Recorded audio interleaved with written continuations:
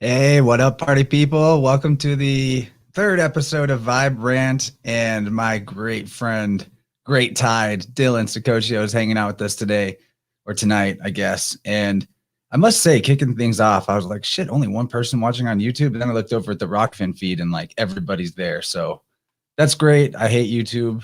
That's awesome. But what's up, Dylan? How you doing, man? Awesome. If you're having trouble getting viewers, let me know and I'll take my shirt off.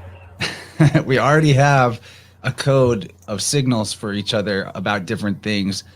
Depending on what nipple we flash, it means different things. So if you guys see that, don't worry. We're just communicating below the surface there. Yeah, don't be jealous. Yeah, but we're here to hang. We got no serious agenda. I did promise there'd be like some spicy masculinity, and maybe the nipples will be good enough for that, but we'll see.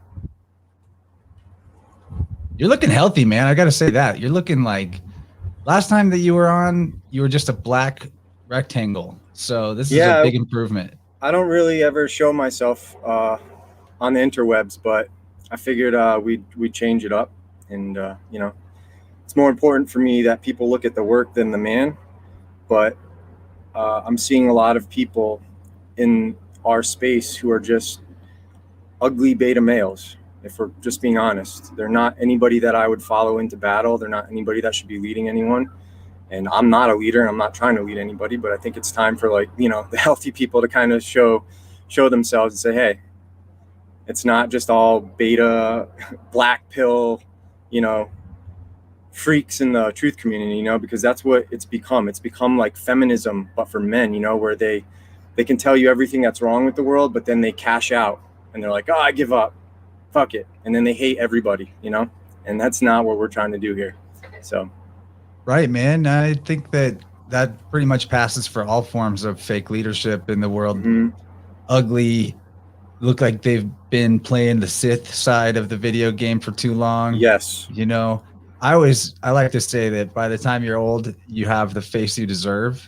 And that might sound harsh if you don't think about it this way, but like the more I learn about biofield tuning, the more I'm convinced that this is accurate, because it's like the more holy and not in the good way your aura gets, the more your inner light is just leaking out and spilling out, and your ears get all long and your nose is all freakishly hooked. And it's so I'm gonna reference something, and I know you know this, but the first time I ever encountered that, I think, in my life was when I was a young man with that game Fable. Remember that? Did you ever play Fable? Oh, and that is exactly, it really is. Like, look at me. I'm pushing 40. I still look like I get carded. If I shave my beard, I still look like I'm 20. I still get young women, and that's the thing that I'm trying to help other men realize, is that if you take care of yourself and you stop wasting your money and your resources pursuing women, but instead pursue a craft or pursue a mastery of something that you love, that you're passionate about, you might not make a lot of money to begin with. You might not make a lot of money at it after 10 years, but eventually you'll start making a dent and having an impact on people. And if you focus on making an impact rather than making money,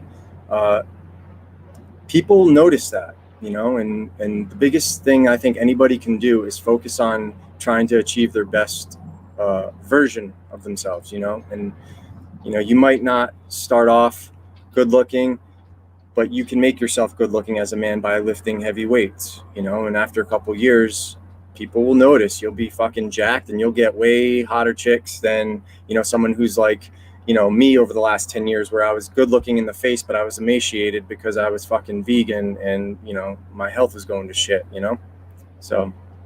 Yeah, man, these are good points. And taking care of yourself is the best way to be a positive influence, in my opinion.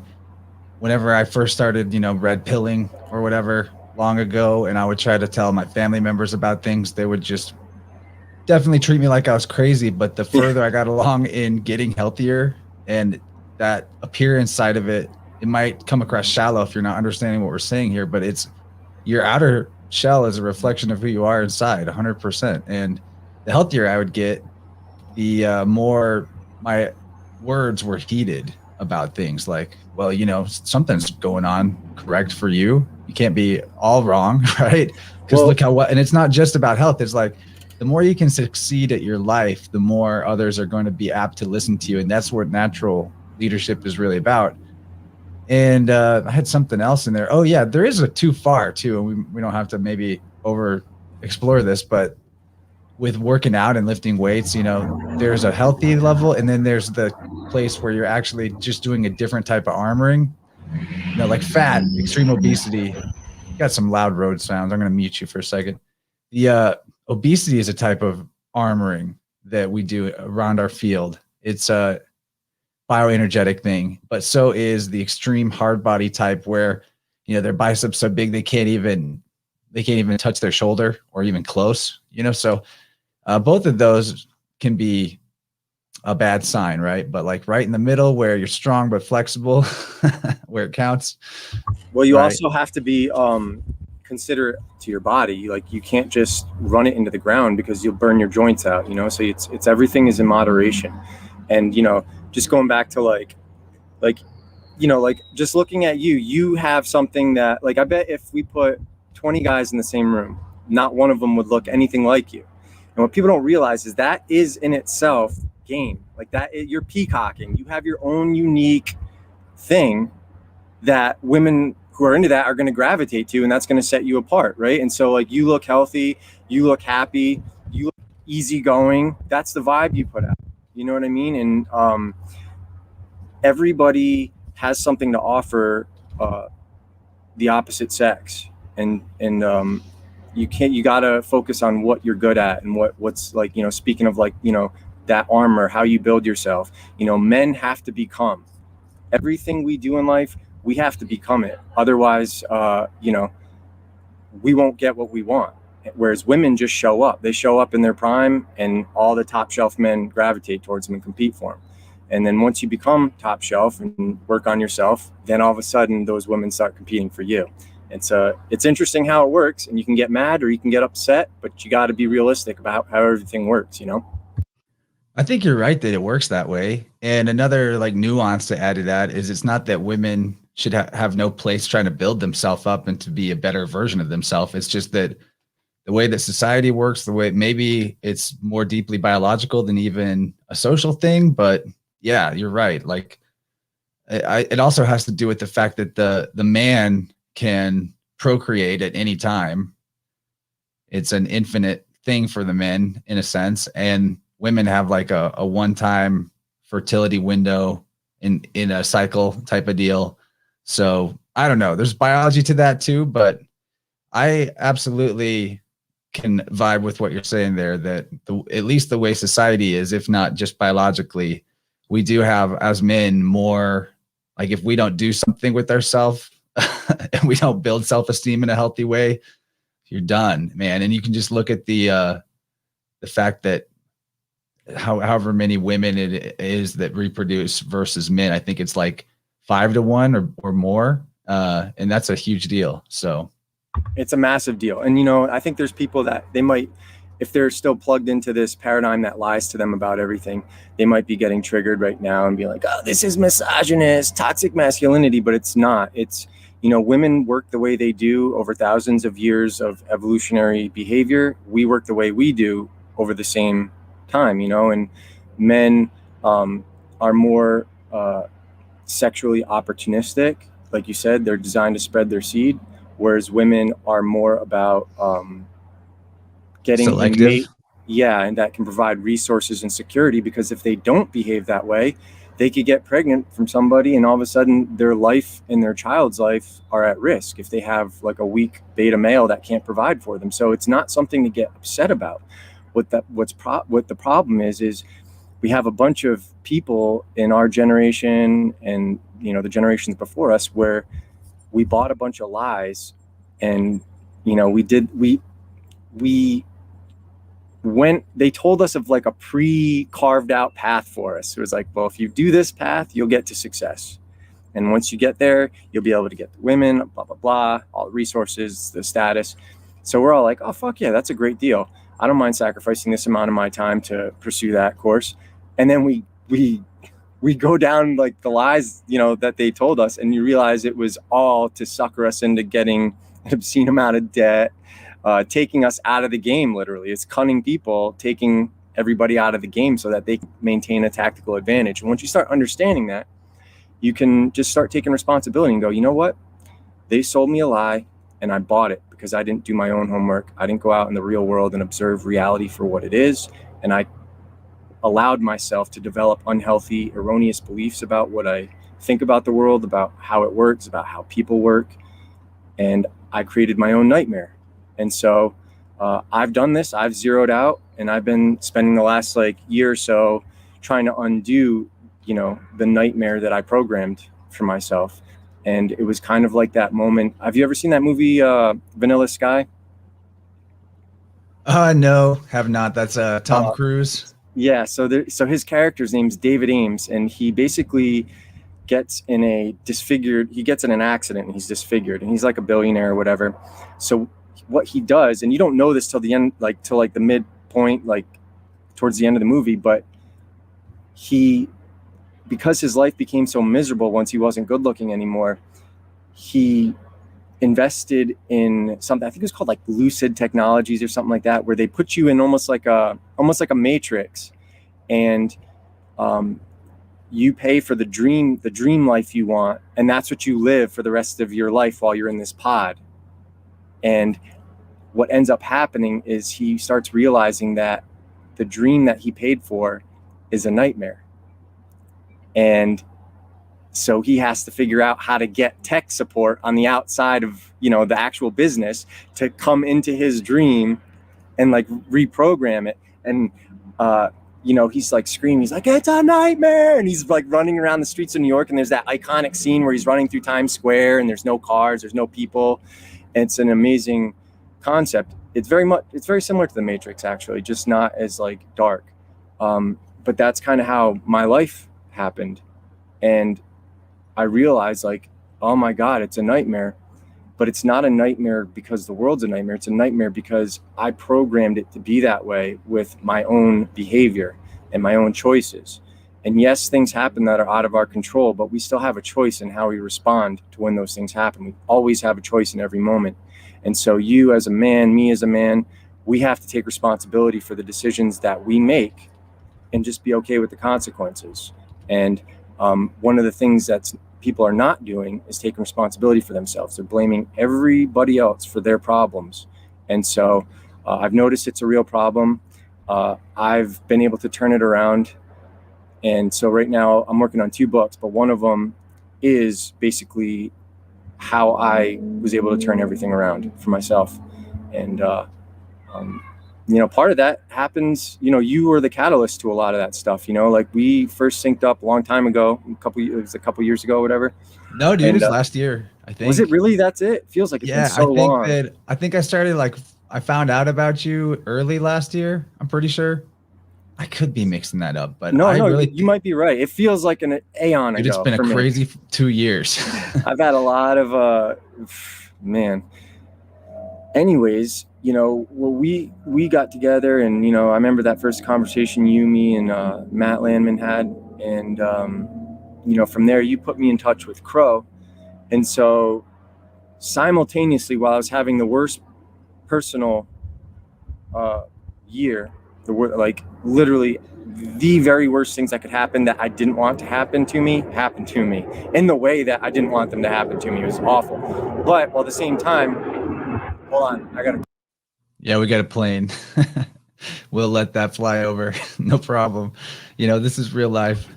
Just be grateful he's not spraying chemtrails over me. So there we go. No, but once I got on Crow, then, my book started selling a lot more.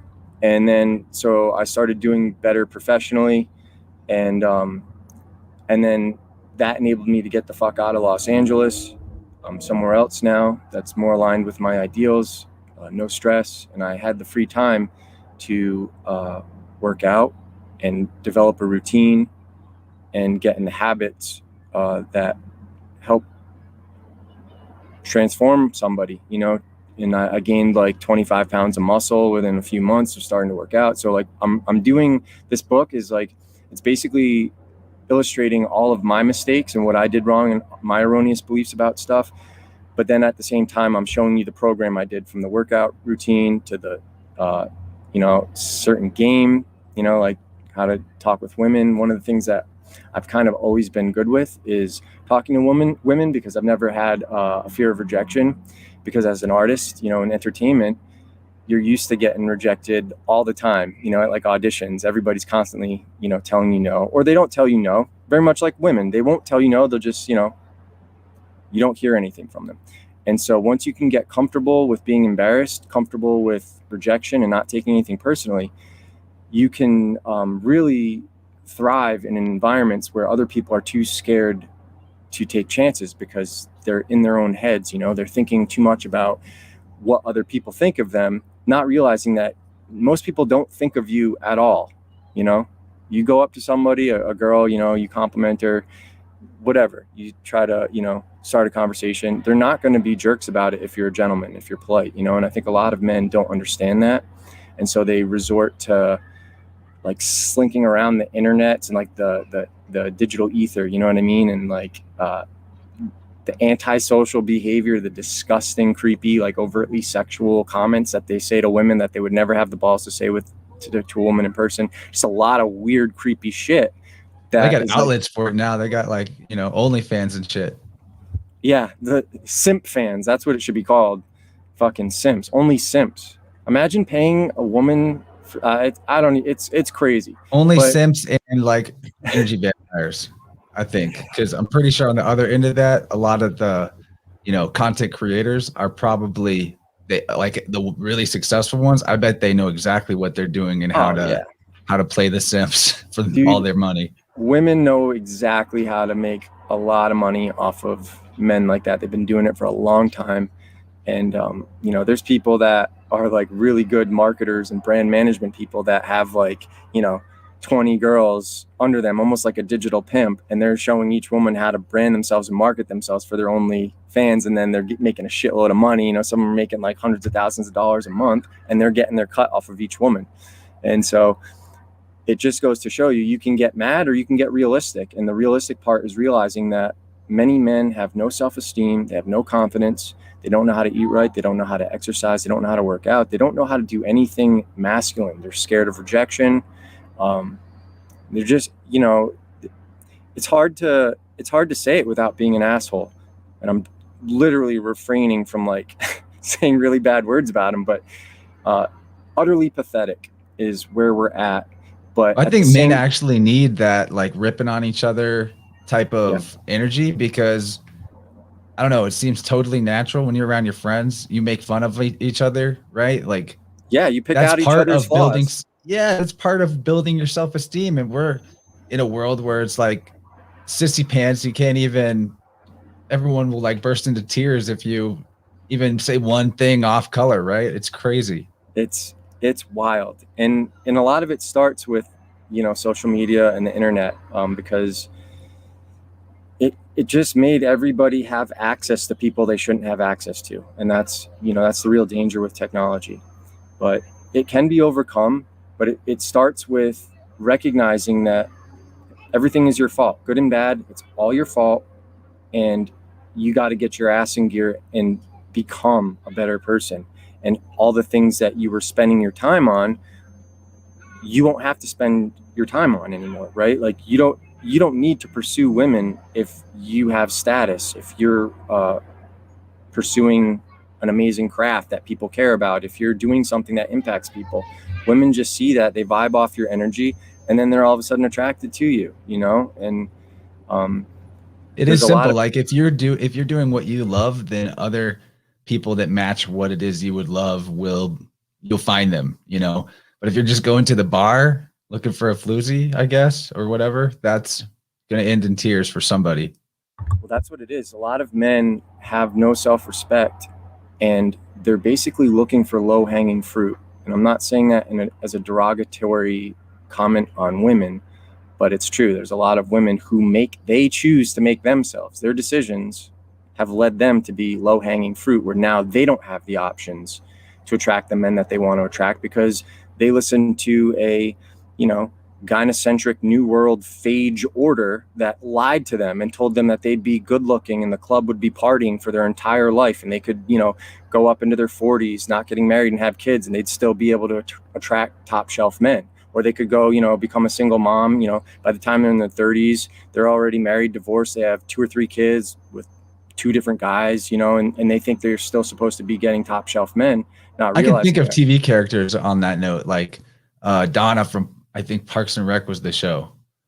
An obese lady who was showing like always partying and she was getting all the hot dudes, and like it's just not realistic. But the thing is these types of low quality people can go on social media and there's like hordes of simps just reinforcing that, you know, like, oh, you're so beautiful, you know, just go look at the comments. And it's one of those things where, you know, yes, queen. yeah.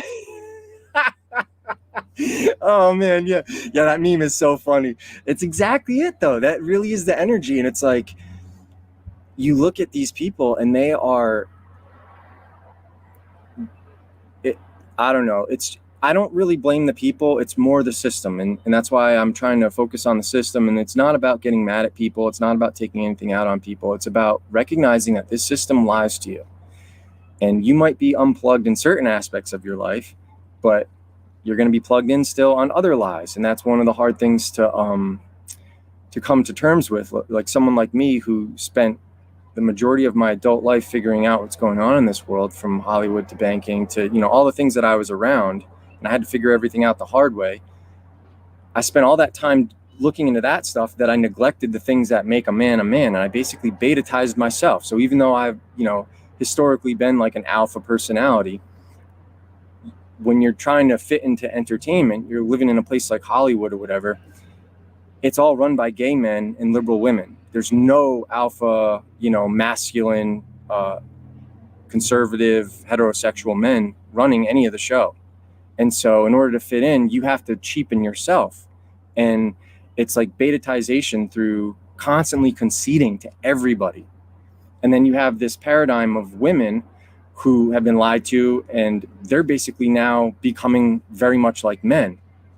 And they're also betatizing their boyfriends and stuff because their boyfriends are trying to like jump through hoops to keep them happy, and not realizing that by trying to do that, you're actually making yourself less attractive to the woman in the first place, because at a biological evolutionary level, women aren't attracted to that because of the way we've survived as a species for, you know, millennia.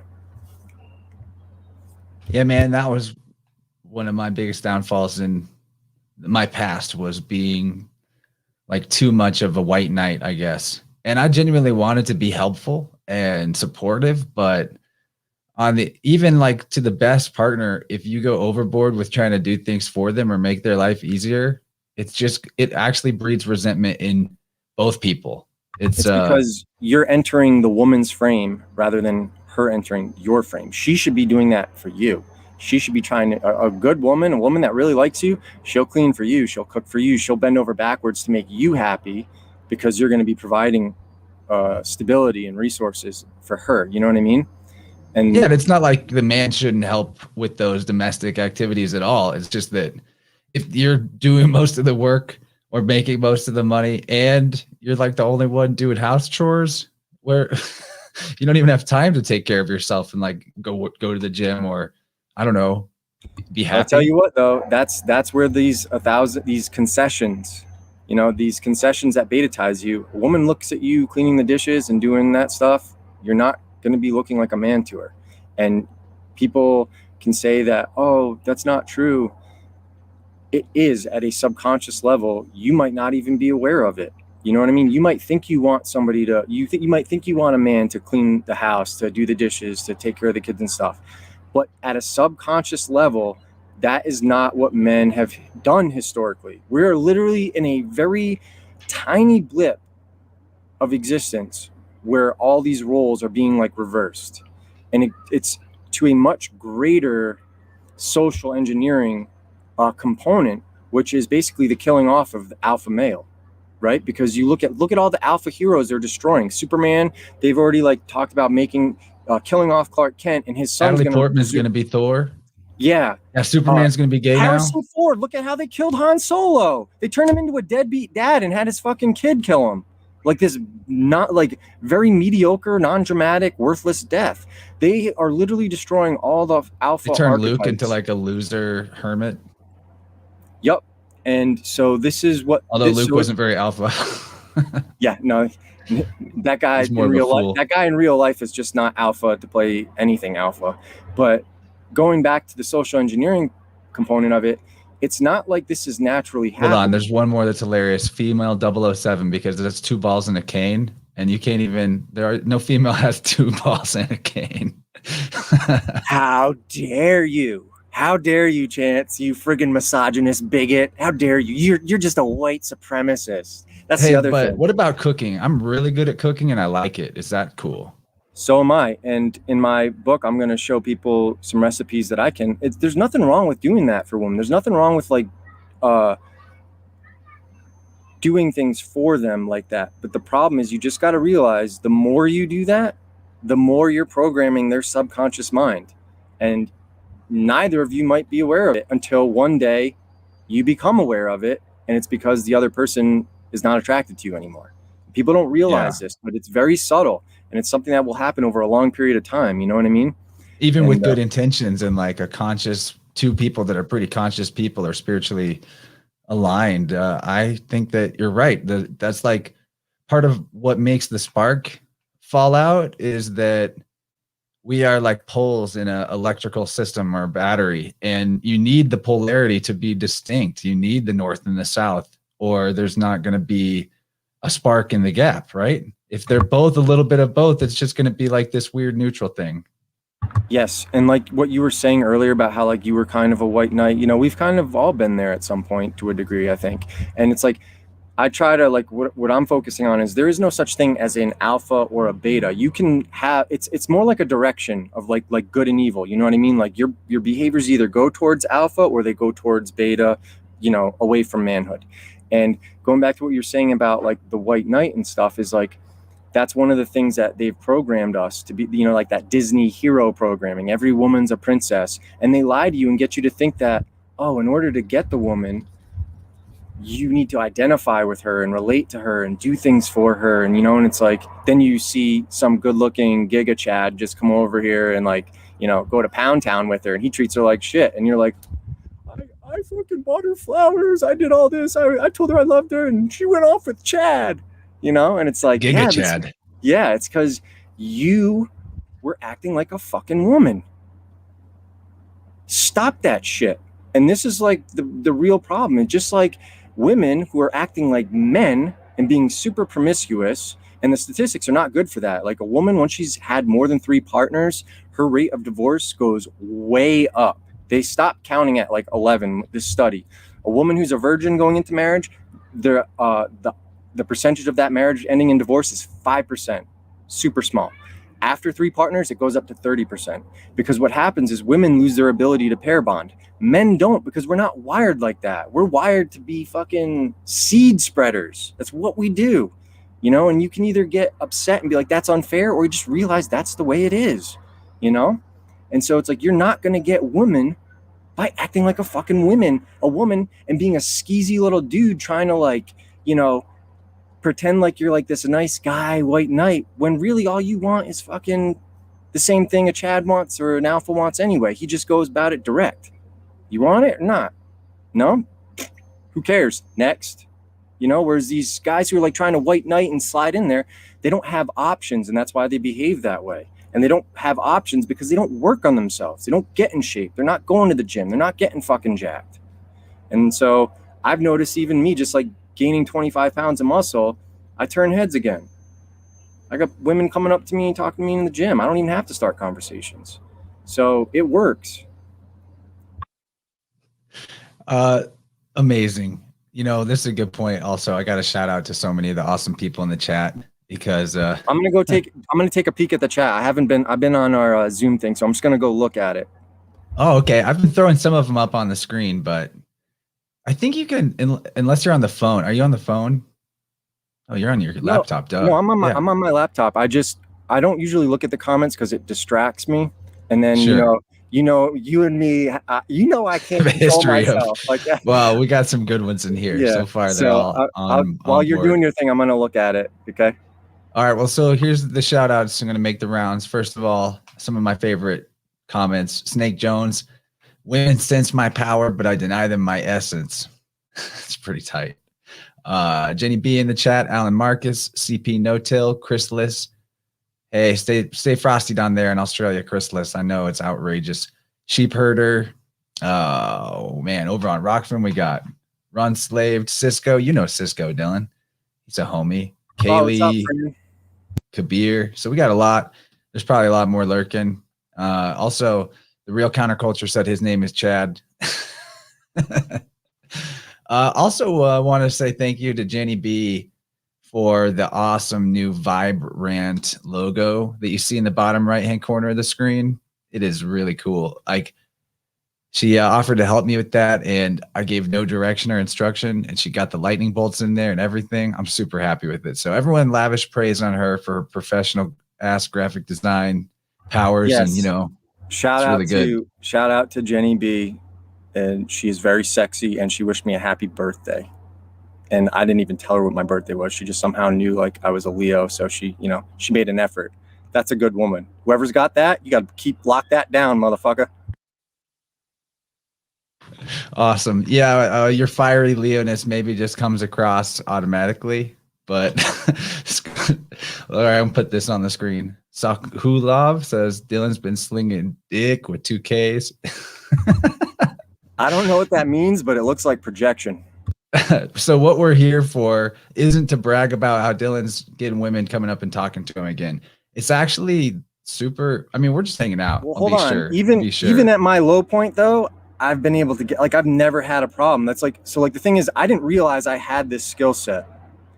You know, like some people are just naturally good at it.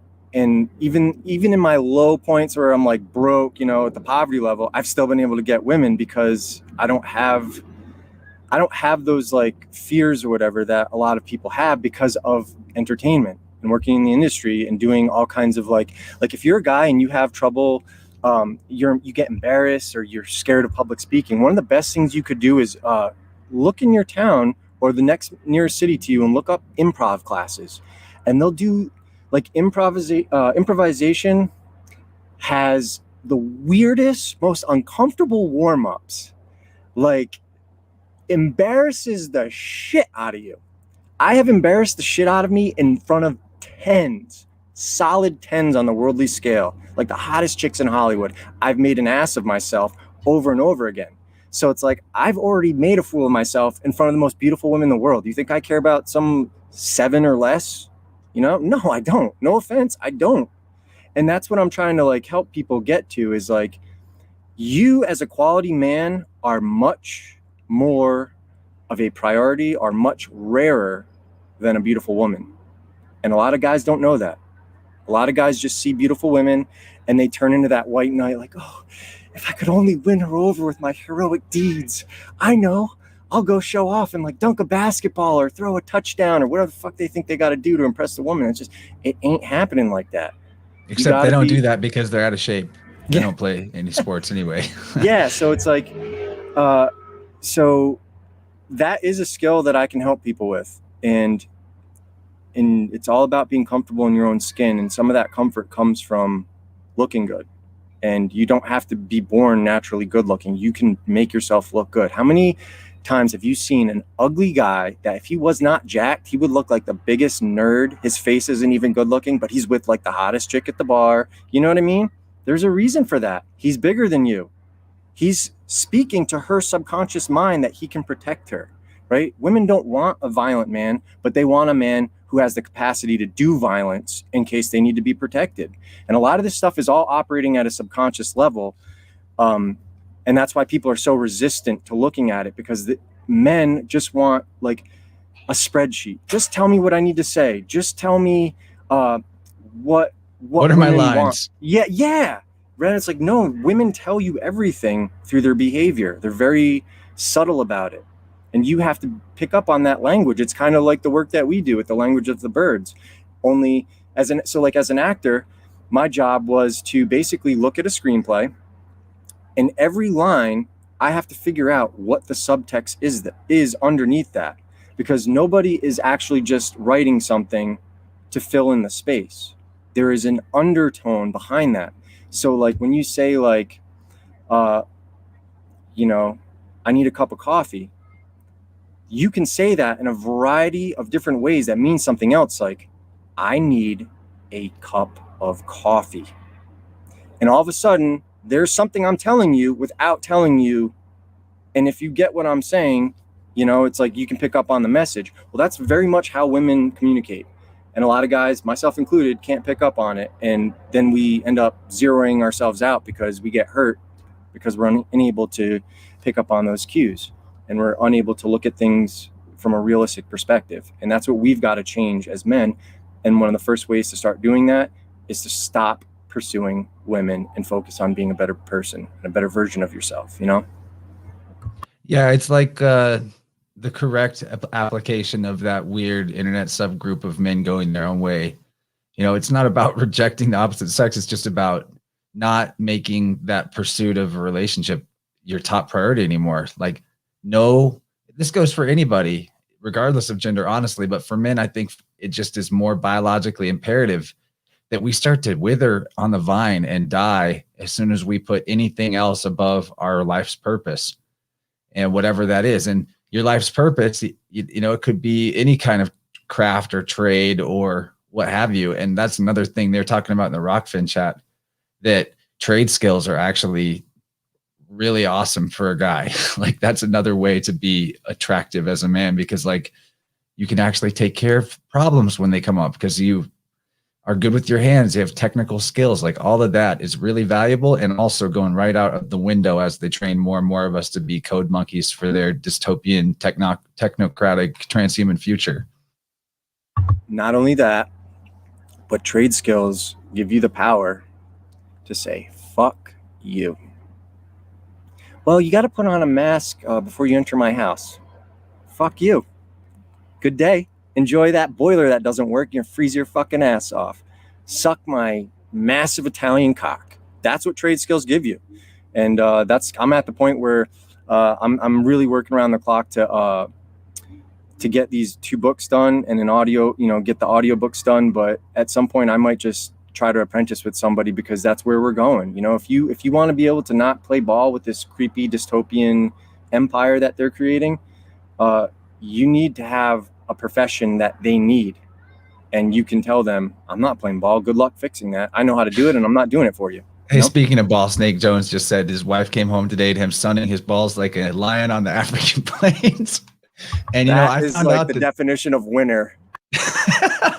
I did that today too, to get my testosterone up for this high octane, spicy, masculine conversation.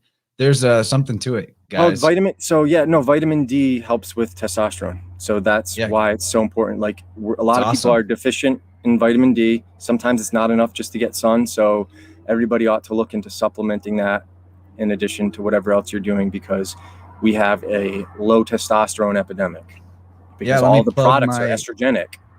I'll plug my link to Clive, to Carl's shop. He's graciously hooked me up with affiliation with his stuff, and his vitamin D is really good. Only downside is it is gelatin based, so rules out the veganity. I don't know if he has an alternative. He just sent me like a whole big care package. So thanks, Clive. But just the sun itself on the testicles, it's real cool. There's no such thing as veganism. If you're a vegan, even like the vegetables you eat, they're having to kill tons of bugs for you to get that vegetables, you know? So it's really important to minimize the amount of harm you cause to other beings, so that the philosophy behind veganism is sound, but you also have to be realistic. And if you were to get dropped off in the woods anywhere in North America, you're not surviving if you're vegan. So it's important to understand where you've been, what your biology actually is. And I'm not giving advice, but if you're going to deprive yourself because of something like gelatin based, I mean, your health might collapse, you know, and I did it. I collapsed my health, and it's the worst decision I've ever made.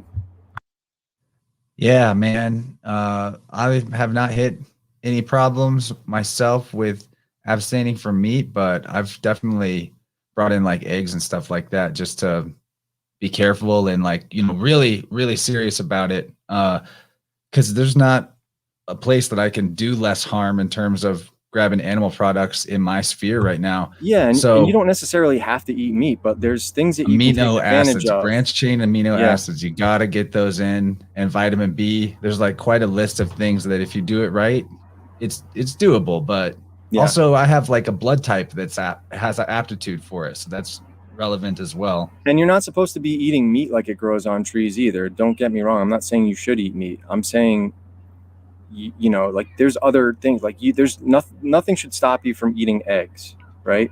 Like if anybody's ever raised chickens, they just leave them. It's not like you're stealing from them. They don't care. Obviously, if you're getting them from a farm that's like got these hens all cooped up and stuff, you know, that's not a good idea. But if you live in an area that's somewhat rural, there's tons of local farmers that you can get your shit from, and it's not coming from like a slavery system. You know what I mean? Yeah, dude, it's yeah, those are connections that we got to make and get away from the Walmart. Speaking of, you know what? We're gonna take call-ins if anyone wants to. Cool. And just to finish up with what you're saying about the amino acids, I've been using this vegan product called Fortagen, Fortagen, and it is an amino acid supplement like that, and it's supposedly, you know, for each like scoop you can absorb up to like 50 grams worth of protein, and it's like way more bioavailable than whey protein and stuff. So I've been on that for like a month. I'm gonna give it like maybe another month, and then I'll report my progress, because I work out every day. Maybe like I'll take maybe 6 days a week. So I'll let you know if I have any like interesting results, you know, if I gain way more muscle. You know what? There's another thing we left out since we've been on all this topic that is really fucking important, like really important. And we're going to take calls if anyone's interested at probably the top of the hour, somewhere around there. So keep that in mind. I'll share a link over on our Telegram group where we have the Vibrant call-in line. I don't really want to throw it out on the YouTube comments, so there's that. But Ryan username Run Slaved over on Rockfin pointed out abstinence equals so much more energy and drive to finding your purpose. At least abstinence Ryan, ask him what's the longest he's ever been abstinent. I don't know if he wants to answer that. It's a pretty personal question. If you're going to put it out there, let's get it going, because I've done it. So let's get it going. Yeah, Ryan, he's questioning that. So we're a little lag behind on the stream, or they're behind us. So we got to wait a second. But I just would say from my personal experience, when I was younger, like they got me with the internet porn as soon as there was cable modems when I was like late teenager, early 20s. And eventually I figured out that just was wrecking my manliness in a huge way. I wonder how many people never learned that. So you're a little bit younger than me. I was like the last, like I'm like the first like couple years of the millennials. So we're more like we grew up with the Gen Xers, right? So like there was, back in the day, none of this shit existed. Like I can remember the first time I ever saw like digital like internet porn. It was like computer graphics, like pixelized, like it was so cheesy. But back in the day, we used to have like magazines and shit, and we'd like leave them by like the lake. Like these things were like treasures, you know what I mean? And it's like, you look at like how easily available all this shit is now. It's literally destroying people. Yeah, it's a fucking plot. Well, because you're depleting your sex drive. Like that drive needs to be harnessed so you can accomplish things. At the same token, in my latest book, the Fourth Spirit World, I actually go into a little bit of, I quote some people who talk about what happened to the monks back in the day with the early church. And this celibacy shit is as equally destructive, because by holding it all in and never actually behaving in a healthy way, you are now becoming like the fable. You're becoming like that Gollum, you know? So it's like you're ignoring the way God made you. You are not supposed to be celibate. You have all this stuff to procreate for a reason. right? Yeah, I So guess this, celibacy wasn't even what I was saying is a good move. I was saying just like avoid the porn and blowing loads to absolutely. the screen. I would say for every man to, even if you can, stop even fucking whacking off. Don't. You need to be going out there and talking to women and getting there in real life. You don't need to be fucking dating rosy palms. You know what I'm saying? And that's the problem, is everybody's siphoning out their drive through, you know, all that like porn shit or whatever the fuck they're watching.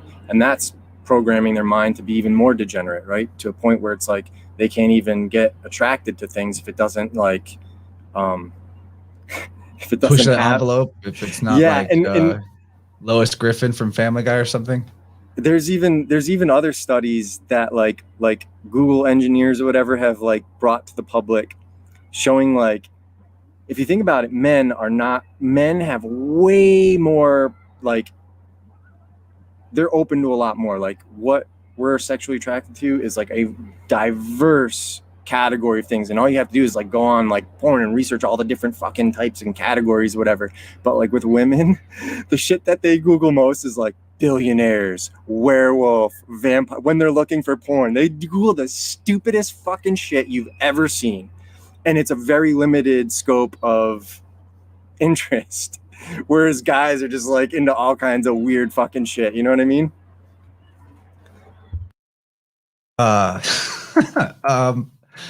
So this has been really awesome. I kind of lost my flow there because it's so absurd.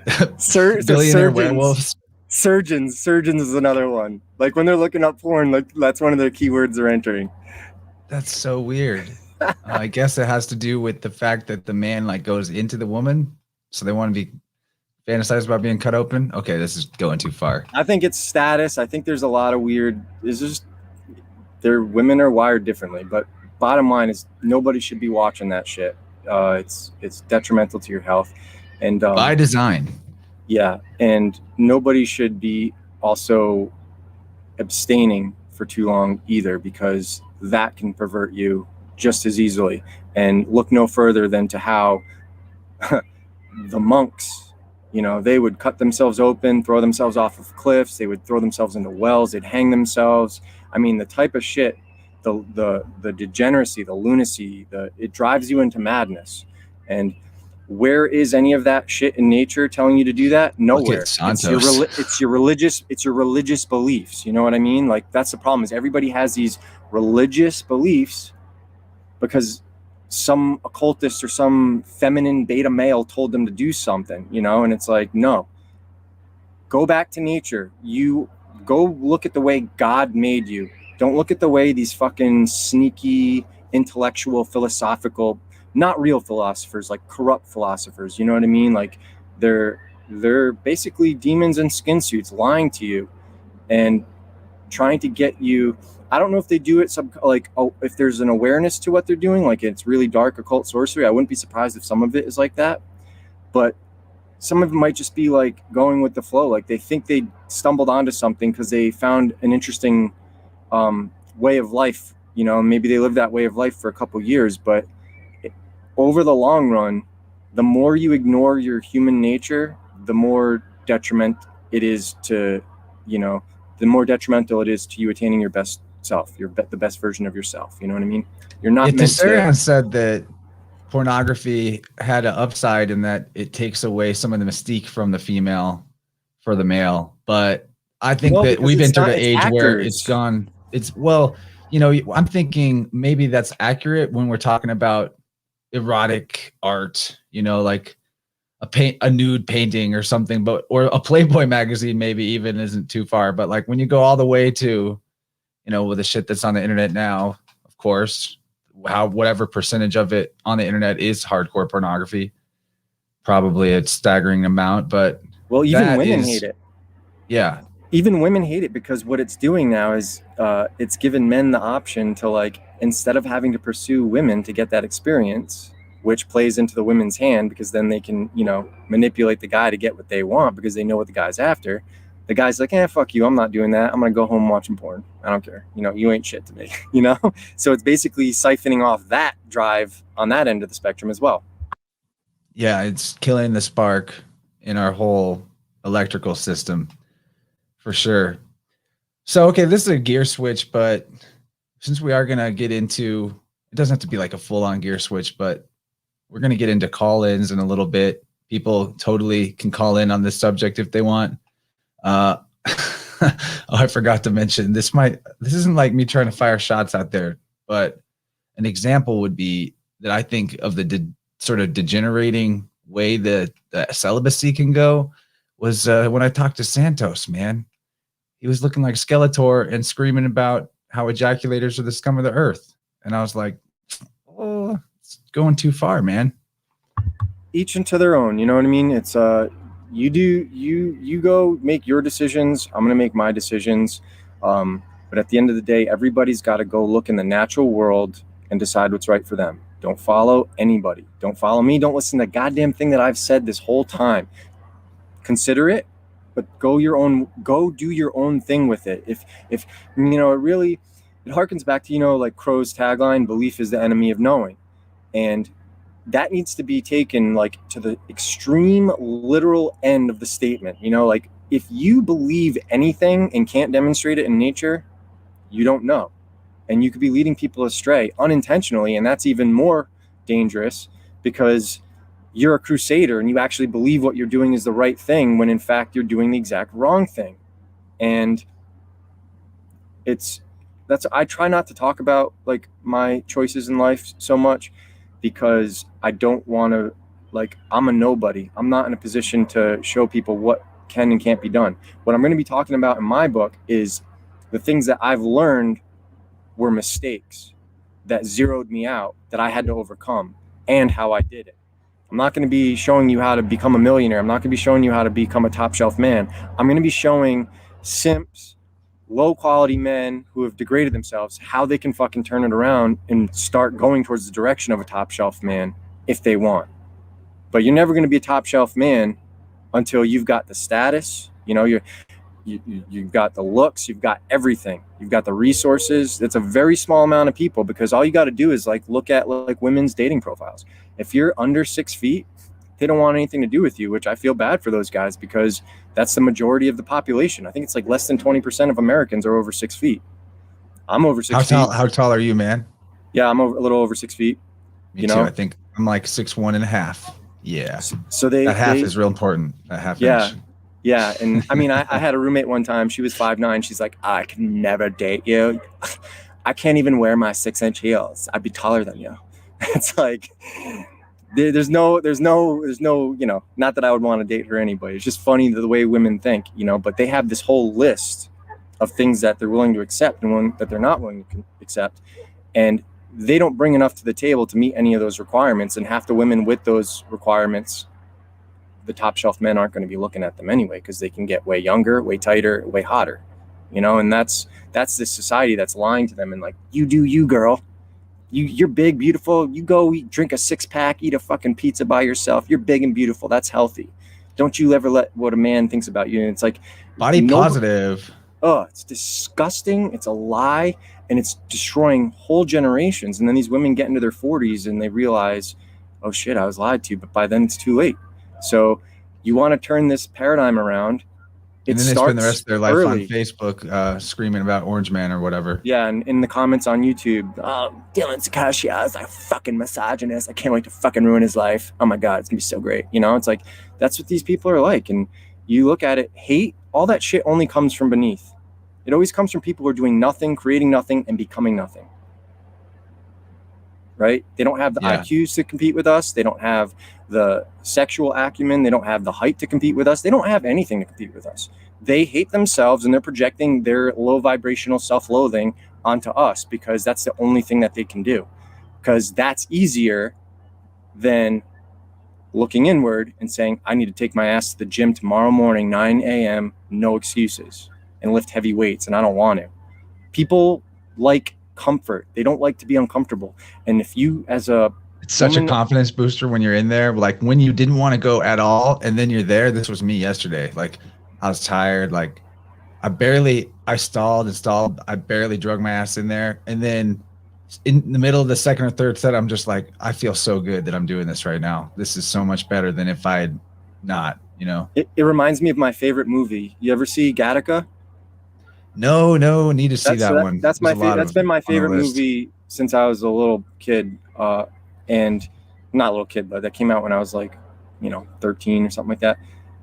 And one of the things he overcomes this like dystopian paradigm because he never settled for what they labeled him as. Like I got scarlet fever when I was a baby, and it gave me a heart murmur. And so they told my mom that I would never be able, like, I wouldn't have a normal life. I'd probably die by the, whatever, I think like 30s or something like that. Couldn't play sports. My mom just like, fucking let the kid fucking go. I played ice hockey. I played everything.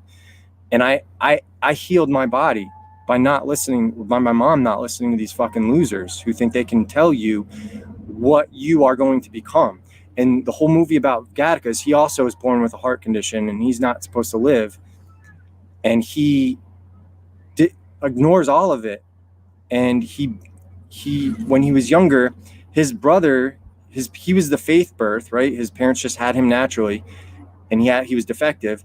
And so their next baby, they got like the genetic the genetic splicing, whatever. So it's like the perfect versions of both parents. And his brother was like the perfect boy.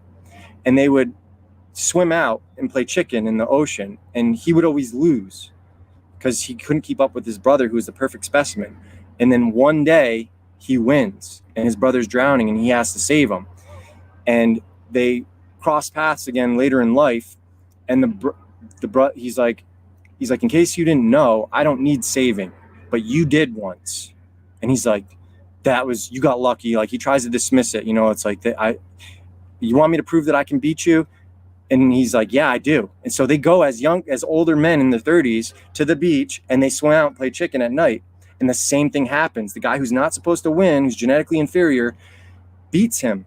And the other one's starting to drown in the ocean. He's like, how are you doing this, Vincent? How have you done any of this? And he's like, you want to know how I did it? I never saved anything for the way back. And he's like, you're crazy.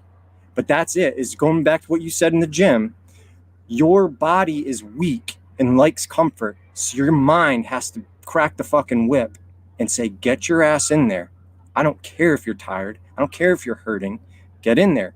Because once you're in a primal moment where you have no other choice but to win, but to succeed, your body does it. It's either that or die. And we're capable of a lot more than we give ourselves credit for because we're fucking pussies. We're all about the comfort. And how does the mom lift the car off of her kid? Obviously, that's an extreme example, but yeah, man, that's a really badass quote. I didn't save anything for the way back.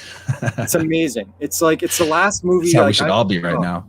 But when you said like, even when you're hurting, there's also, I know that you already know this, but there's a point where you listen to the body and be like, okay, this is a really sore day. We're taking the day off for rest. Yes. That's also just as important for self-respect and staying healthy and not getting injuries. Cause obviously injuries will just lead you back to worse than when you started. But, there's also like just that sort of your body's just being you're going into wuss mode. Like, it's comfortable in my bed. I don't want to get up. Like, I'm a little sore. Another thing about pain I found out, and this goes back to, I guess, the porn thing or being on the computer too much in general, or a lot of other things that are dopamine releasing. Yeah. The huge, like when your body experiences huge dopamine bursts from, man, it comes from all over the place now. You actually, to compensate, your body also ups the pain signal on things. It's like a balancing act. So the more dopamine you're artificially flooding or triggering for yourself, the more likely you are to be in pain generally. It's like your brain's way of trying to get yourself back to baseline. I didn't know neutral. Yeah, you learned something. It's podcast bro science. Look into it, but I'm pretty sure that's accurate. And it's fascinating. And your body is like this perfect mechanism that, I mean, we can't even really understand it because you can't isolate things, like you can kind of notice patterns and generalize, but you can't actually do science with biology because you can't isolate anything in a controlled environment. Otherwise, like once you take something out of the body, it's not in the body anymore. You know what I mean? It's a magical thing that we we don't understand even today. And we think we do, but if that were the case, the quote unquote body of knowledge wouldn't be changing.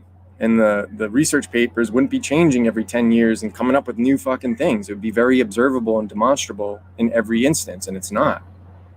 You know, so it's important to experiment with your own body, because I think there's also a tendency to think that everybody's equal or everybody's the same, and that's not true. Just like how you said earlier that you think, you know, there's something about your genetic makeup where you're in tune, you're used, like you thrive in a vegan environment, right? Like I definitely think you should eat seasonally. Sometimes, you know, like I'll go a long time without eating any type of animal products, because it's like I don't really seek out animal products by nature. You know, it's not something I'm really attracted to, but I'm an opportunist. You know, I eat whatever is available. And I think a lot of us are designed to eat with the seasons and not just eat the same fucking program of food all the time. I don't think that's good for you, but what do I know? You know, I'm still trying to figure my own body out. I can't help other people with that regard. Yeah, but that makes a lot of sense, man. The seasonal thing. There's a bunch of traditions that have that as a component.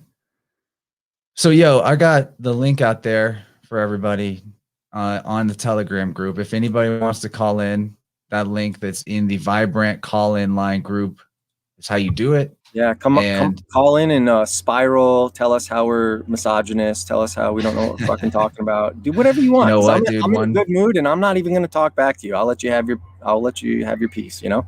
We only got one. Crazy Fox says you don't look like you go to the gym 6 to 7 days a week because of your shoulders. And I'm like, I'm over here like my shoulders. I don't do shoulders enough. That's the one I skip a lot. But I had a shoulder injury a couple of years ago, so I'm still easing back into it. I am an ectomorph, and if you saw me last year, I'd probably look like a heroin addict because I was so underweight. So yeah, if you were just comparing me now, yeah, I would agree with you. But it is what it is. I'm a work in progress. You know what I mean? Yeah, and it's not about getting the most bulk. It's about fitness and capability.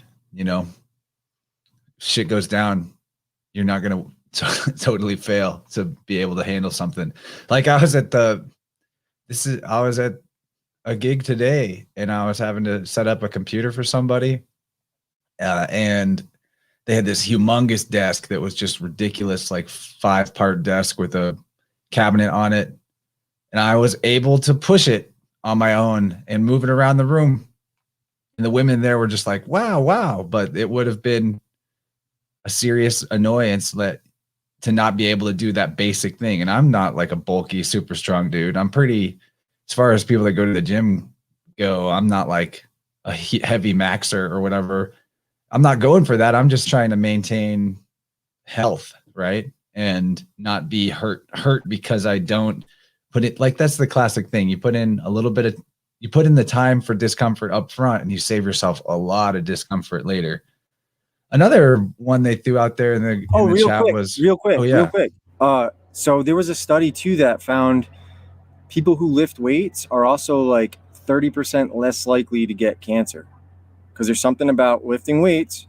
You know, like your body's constantly feeding those muscles. It's probably eating away a lot of the shit you have in your body to replenish. You know what I mean? Like there's not as much stuff like being sedentary and sitting in your body when your muscles are constantly using everything for fuel. So that's something else to consider too. Yeah, that makes sense. And then obviously sweat is a big detox pathway. I know for me, it seems like the main way that I detox is sweat. More like I'm wired to do most of my detoxing through sweat. And so even just the sun in my balls, I feel great afterwards if I'm sweating in the middle of that. There's a natural sauna right outside in this time of year. Go take advantage of it. Cook those oysters.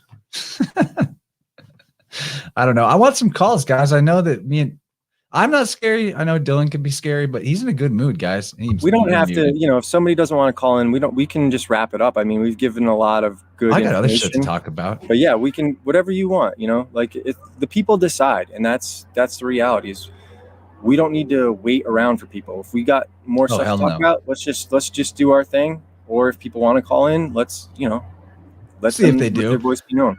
I want to talk about the super special 28th anniversary celebration of 9/11.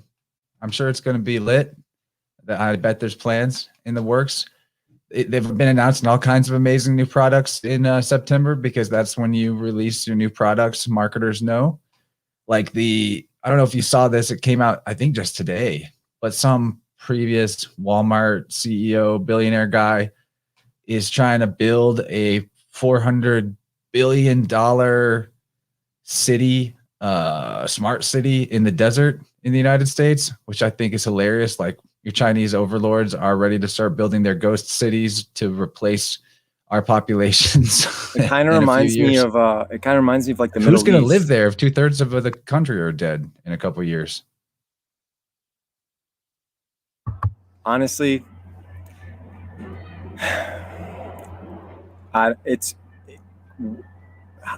what is the benefit of even contemplating it? You know, it's like, does it concern us? Is it in our backyard?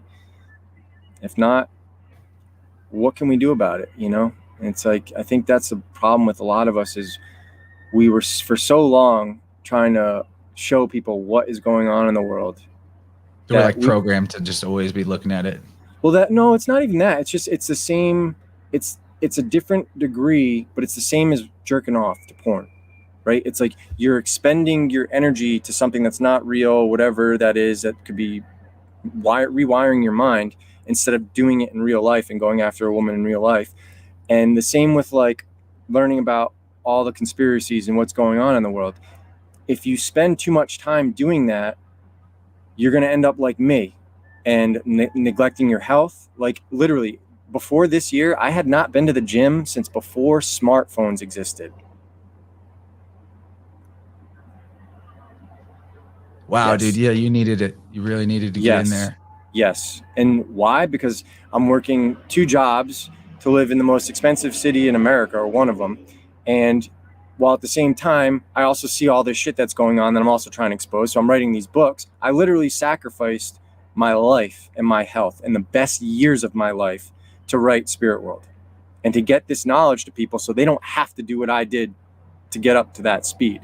So going back to what we were talking about pre-show, the only thing that you'll never get more of is time. Money comes and goes. Time only goes. So you want to spend the money to save time. And that's why our work is important, is because people can tune into you. They can read my books. They can expedite getting caught up to what's going on without wasting their life, so that they can continue to be putting a dent in the universe and pursuing passions, or pursuing crafts that help others, skills, trades. You know what I mean? And making art or making a life. Those are the only things that really deserve our attention in bulk. Yep. And I neglected myself. If I could go back and do it again, I would not do it again the way I did it. I would just say, fuck everybody else. I should have been selfish, and I wasn't. And it was the biggest mistake of my life, but it played out. It is what it is. I don't regret it. God moved you to do it in that sense, because, I mean, I know people left and right that said that your book saved them massive amounts of time of dismantling the hex and the sorcery, because like you said, it's years of study for people like us to even get to a level where we can maybe break it down to somebody in a couple hours or in a short book. And it also took my experience. Took me forever to even feel like I knew had half a clue what's going on in the world. And I'm still like on a scholarly level interested in etymology and philology, and getting even more deep into the holographic nature of the language matrix and how it's creating our current conditions as a society, because I think there's still further to go. Way further. We've barely scratched the surface. Said, talking about what the techno freaks are up to and all that is diminishing returns, no doubt. Diminishing returns. But learning about language, it helps you understand why you think what you think. And that's really, really important. And it's you don't even have to look at it as like an unhealthy thing, because I know I compared it to watching porn, but it's like, just think of it like this: if your time is currency, every moment you spend looking at something that doesn't benefit you, you're not spending that moment that you're never going to get back working on something that does benefit you, whether it's investing in your health, working out, whether it's whatever video it is. Games are the other thing too. Not that you should never play them. I'm so guilty. I love that fucking shit. I love art. I love stories. I love playing. That's why I became a performer. I like to play. No. You know? Well, yeah, but I'm talking about like when that's all a guy does. That's a real cul-de-sac for a lot of people in their life path. But I'm the same as you. Like a good story in a game with amazing art, all the people that had to come together to do that. I'm never gonna just throw that out as being worthwhile for me to spend time doing some, but not at the expense of me never making any art myself. And Exactly. that was something that took me a while to learn because I was, as a kid, just loved that escapism into a novel or back in my day, games on PlayStation 1, you would read a whole novel just to get through the RPG. Those were good times. Yeah. And what's interesting is like, those are fun and they can be used for good. It's very much like mythology. If you seed the mythology with good information and good morals and good life lessons, people can get those lessons without having to make mistakes to get those lessons. So you can actually save people time. The problem is the people that control the industry are very much into the dark occult, and you have to cuties and stuff. You have to be very careful these days. Where it wasn't so brazen back when we were growing up. It was still, everything was kind of like the PG version of the occult. It hadn't gone into like real degeneracy yet. And but at the same time, going back to like playing video games, we like that escapism. We like those serene worlds, those beautiful worlds, because this world is so fucked up and mundane and destroyed by corporations. So and it's competition, healthy, kicking each other's ass in a healthy way. yeah, without like actually hurting someone. Yeah. And it's just, I think we gravitate towards games because it's a way to still feel like you're winning. But the reality is it's an artificial construct. You're not winning. So it's like, you should not be trying to escape real life. You should be trying to figure out what about real life are you failing at, or what are you not accomplishing what you want? What can you do to get better? And I think that's the real problem that I had is I had no energy. I was just so burnt out from working all the time, like 12 to 15 hour days, and like doing the reading and the writing and all this other bullshit. And I just like had this no energy to take care of myself. And it's like, for what? What did I do that for? Because I had fucked up beliefs. I thought I was doing shit I thought I was building a life that I wasn't. I believed in stuff that wasn't real, and I fucking ruined my own life believing things that weren't real. And had I known what I know now, I would have applied myself differently. And working on yourself, it's kind of like compound interest. You can't just like work out for a couple months and all of a sudden that's it. No, you're gonna have to, if you're gonna get jacked, you gotta work out for like 6 years to a decade. This is a lifestyle change. This is not I gotta go at something for a couple months, and if I'm not a millionaire, I'm giving it up. That's always been my problem, is the pendulum swing. I would get into the gym for like 6 months, do pretty well. For at least 3 or 4 of those, do really well, and then fall off for 4 or 5 months. And it's actually natural. It sets you back, and it's natural to take like even a month-long break or something. Maybe you travel or whatever. There's okay to take an extended period of rest for your body to recoup, maybe even bulk and then cut or whatever. Have a strategy about it, but part of the reason why I would fall off was because of self-esteem issues or because of my priorities getting out of whack. Usually serving somebody else more than being selfish in a positive or healthy way. So there's you know what's good for you, and that's the thing that you should be doing out there. My problem is laziness. Like, I'm finicky, so I've always, because I grew up playing sports, I've always been in somewhat good shape. And so like for me, it's like, do I go to the gym or do I do something I want to do? And so for me, it's like, I'll go do something I want to do. And that's not acceptable. You got to go to the gym, because going to the gym changes your mindset in ways that you can't comprehend until you've been doing it for, at least 6 months, and it's like, now I can go to the lake and throw myself in cold water, and your time actually becomes more valuable too when you're spending it wisely. What time you do have to, like, for you time to do whatever you want, you really enjoy it. Like, I've noticed that if I have a bunch of free time, I might historically spend 2 or 3 hours a night on a game, like every night of the week. But if I'm getting in the gym, if I'm cooking for myself, if I'm getting outside and grounding, taking good walks, like getting all my work done, then my only free time window in the whole night might be 2 hours total. And I might spend like an hour of that drawing, maybe 30 minutes of that on a game, or switch to reading or something. But my point is that working on art is actually more enjoyable when your time is more valuable. It might seem paradoxical, but in my opinion, it is. Like something, it does rewire your brain in a way. Like you're saying, getting in the gym changes the way you think. It doesn't have to be the gym per se. When I worked in financial services, I got trained by a guy named Patrick Bet-David. He's got a YouTube channel that's got a couple million subscribers called, I think it's called Valuetainment. But anyways, this is back in like 2006 or something like that, 2007. When he was talking, he was giving me like when you're doing financial services and you're building a business team, a successful business team, you know, one of the objections people have is like, well, I don't have time to do something. And what he's going to say is, well, that's good, because I don't have a lot of time either. People with too much time get nothing done. I only hire or recruit people who have not a lot of time. Idle hands are the devil's plaything, or whatever. Idle minds. We were trying to figure out what the real quote was. Hey, Cisco, thanks for the tip over on Rockfin. Yeah, get those super chats in, guys. YouTube doesn't let me super chat, but Rockfin, you can send me a tip. Why not? YouTube, I'm not allowed to monetize in any way, shape, or form. Oh, that sucks. Because too much thought crime, or I don't know what. They just never let me from the jump. That sucks. Yeah. Well, it's YouTube. I feel you, man. I can't. I used to have a ton of Rockfin tips. That's working really great. I used to have a Twitter account with like over 70,000 subs, and I get like 500,000 impressions.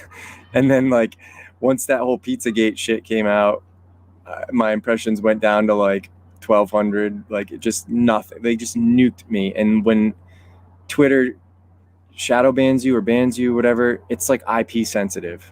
So you're not creating other accounts. So like nothing gets any visibility for me at all anywhere on Instagram. Nothing. They leave me up because I don't violate the terms of service. Like they don't ever delete me, but I get no visibility, and it's frustrating, but it is what it is. You just got to keep creating content and do the best that you can. And like you said, the more content you create, if you want to win, you got to create more than you consume. If you're consuming too much, you're not getting enough done. And if you're not getting enough done, you're not going to achieve greatness. You're not going to achieve mastery. You really got to, like for me right now, writing 2 books, I was working on a little side project. In addition to the 2 books, I'm so far behind. I haven't even had time to consume my favorite content producers. I just don't have the time. It's like you said, like you're working, before you know it, it's like 9-10 o'clock and you're burned out and you're just like, fuck, I'm going to sleep because I got to get up and do it all over again, But then it's good because you actually get to sleep. And, you know, rather than you have all this time on your hands and you wind up dragging on all the way to like 1 in the morning or 2 in the morning, essentially getting nothing done, just like on the glow box or whatever. Yeah. Right. It's good to actually just wear yourself out so totally that you have to sleep. That is a great feeling.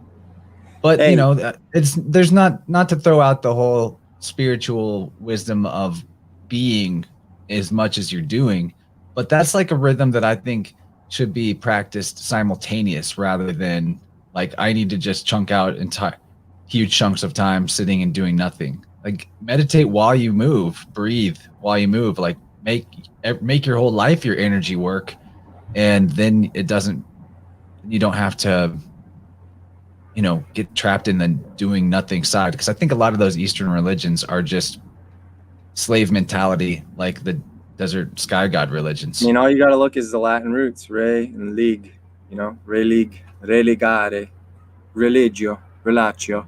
These things all pertain to tying, fast, binding, thwarting from forward progress, scruples that hold you back.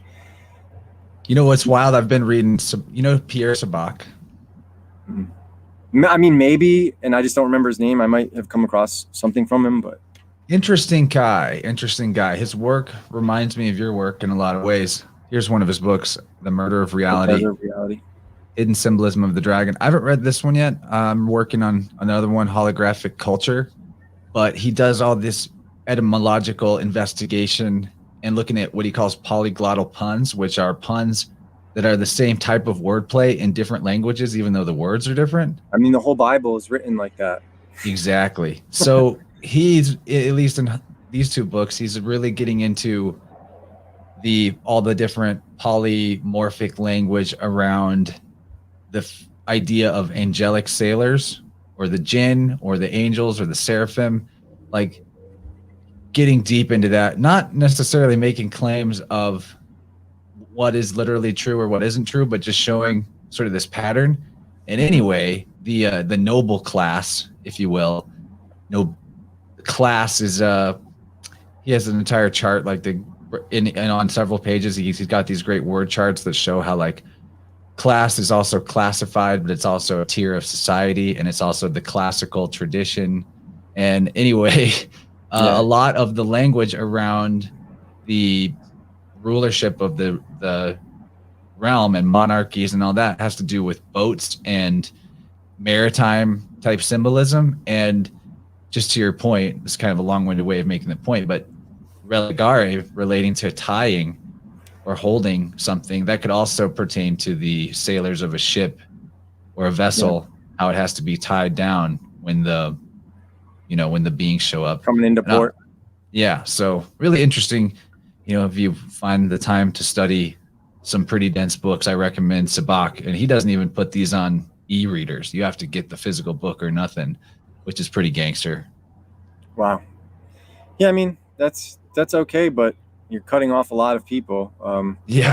Because the reality is the ebooks outsold paperbacks a while ago, and then last year was the first year that audiobooks outsold ebooks. So you gotta adapt. If you don't want to adapt, then that's your choice. But you can get mad or you can get realistic. It's like, we did a whole episode on cryptocurrency and stuff like that, and people, you can see in the comments, they still didn't get what we were saying, because they think they think because we're against something that we're not. Like I remember one of the comments was like, well, you need to look into XRP.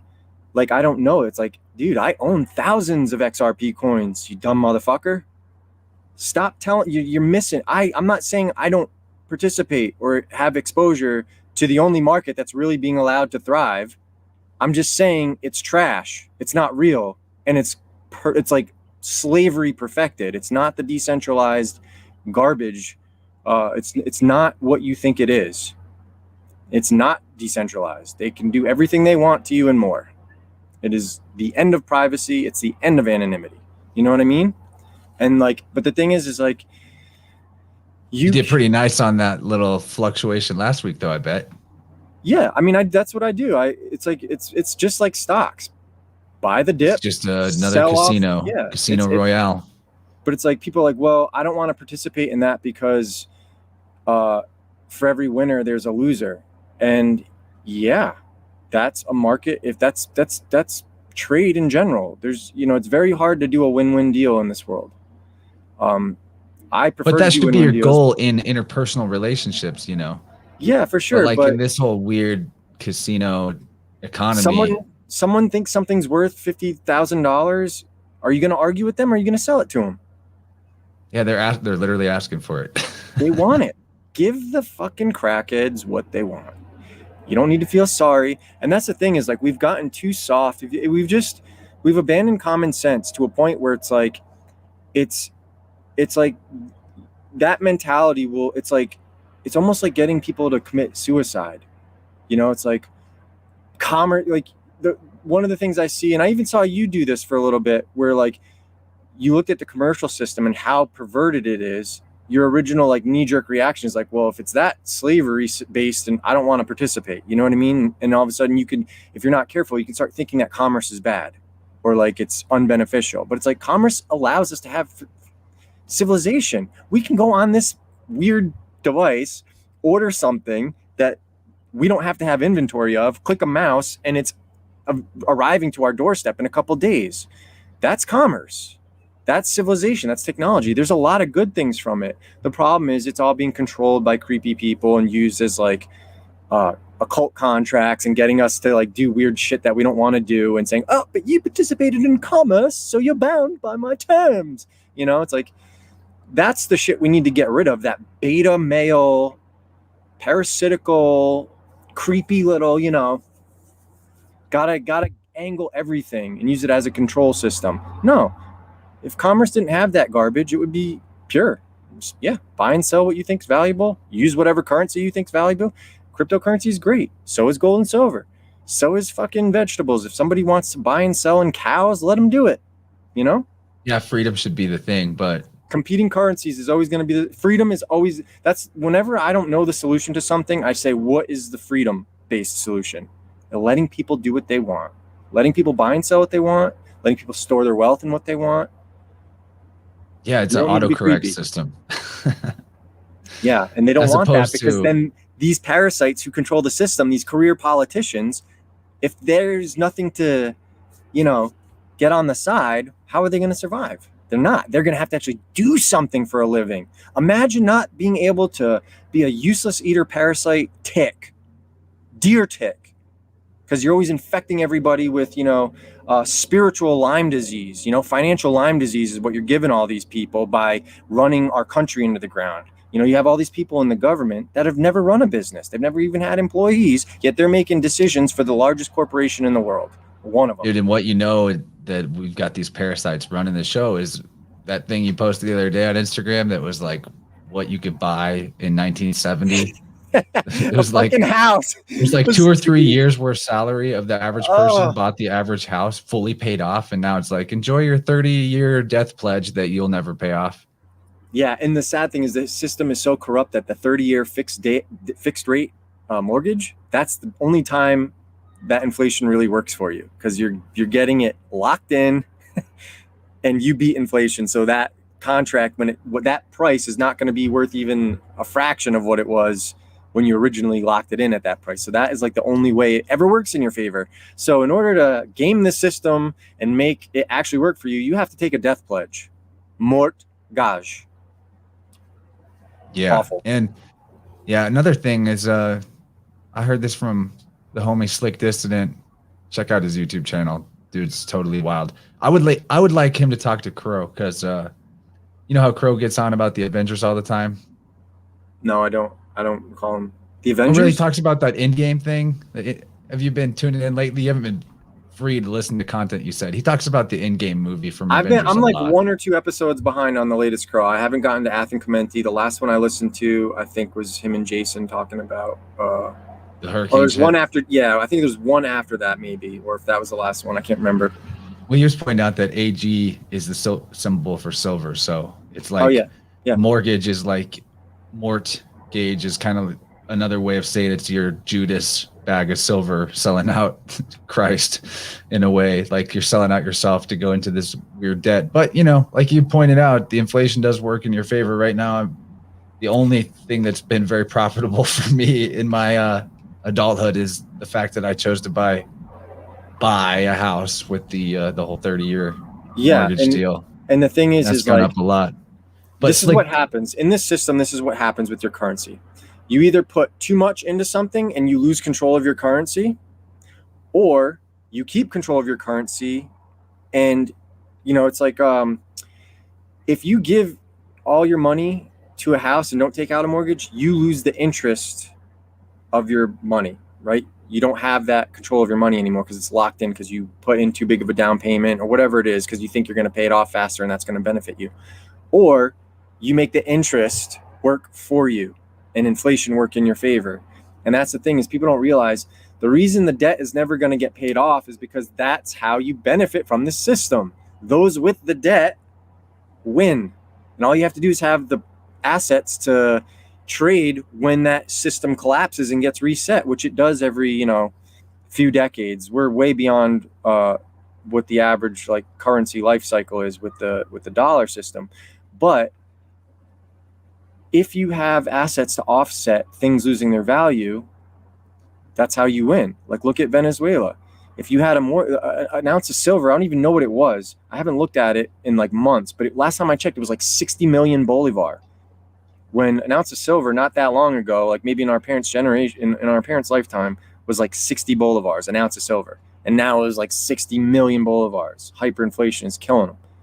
But and it's easier to pull off the hyperinflation because it's sneaky with all your money on a card in a computer. But yeah, you don't have to get a wheelbarrow for it.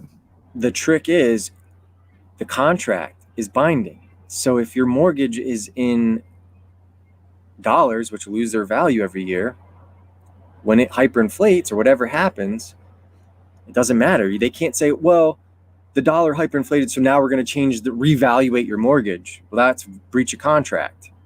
No, they got to honor that price. So if you have gold and silver to offset that, there might be a time where you can just say, here's my mortgage paid off. Here's an ounce of silver. See ya. Good luck with that.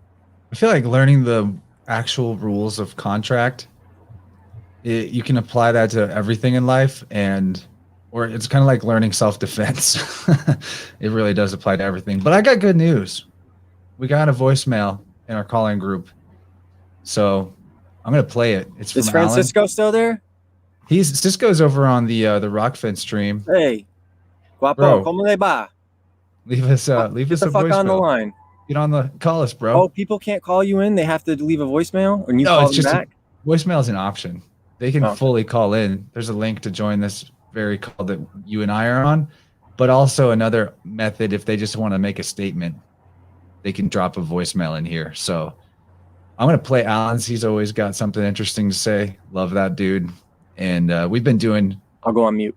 Yeah, I will too. We've been doing Weaving Spiders Welcome shows every week, having so much fun. I love those guys. And so I'm gonna pull it up here. If for some reason you can't hear it, let me know. You should be able to. Should be all set up correctly.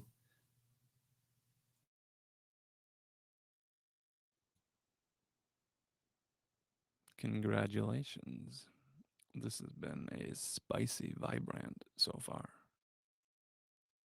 And people may have been greatly offended by words that were shared. Get as offended as you want, says Mark Passio. His righteous anger about what is going on in the world is quite an entertainment for many people. Alex Jones does the same thing, and people are greatly entertained. When someone without much confidence or a clear message approaches someone else on the street, it's quite awkward for both parties. There was a man this weekend who approached 9 women on a public beach and had some complaints.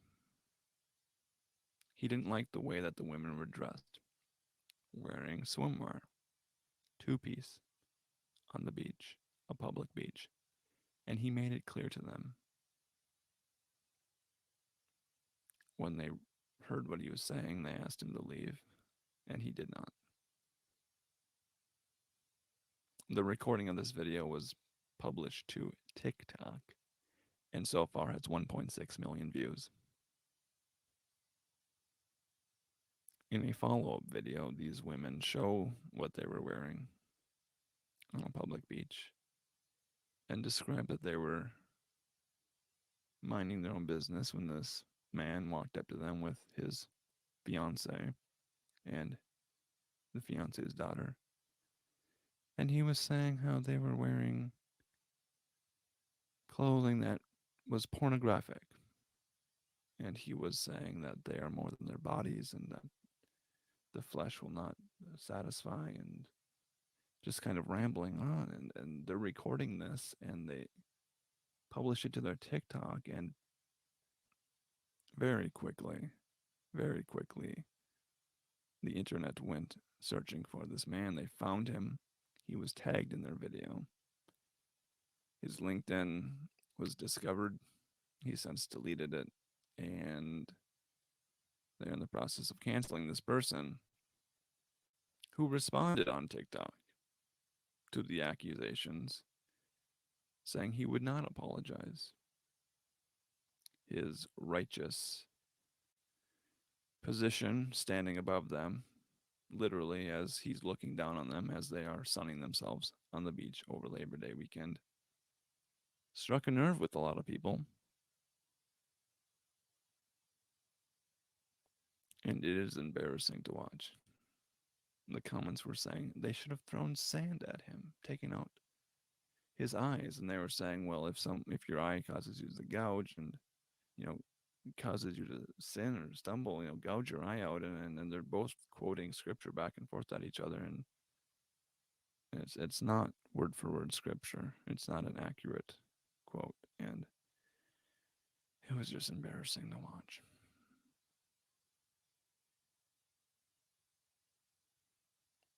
So how's that for a vibrant, a chill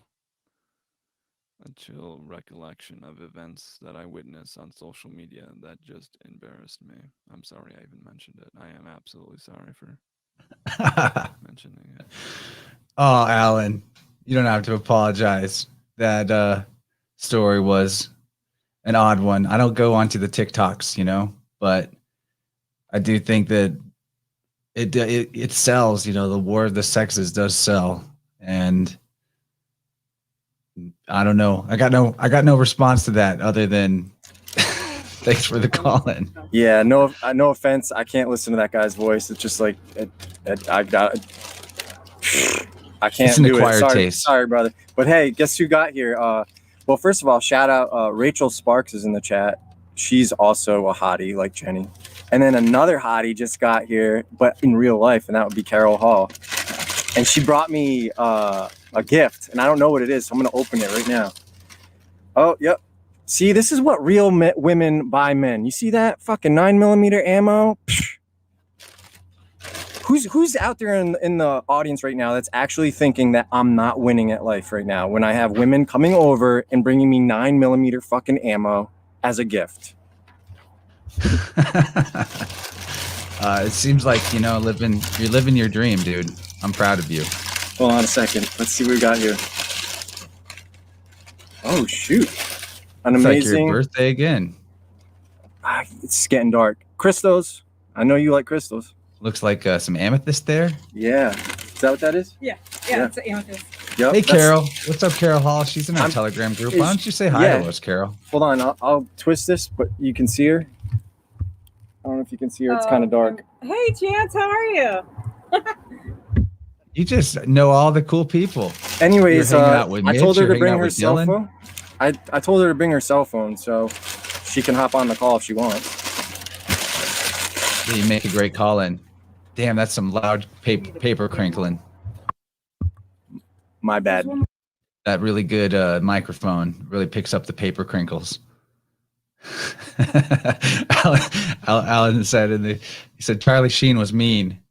I thought that was so funny. Alan's good-natured, though. I know that doesn't actually hurt his feelings. She also got me a scratch ticket. So if we win the lottery, we can invest in something.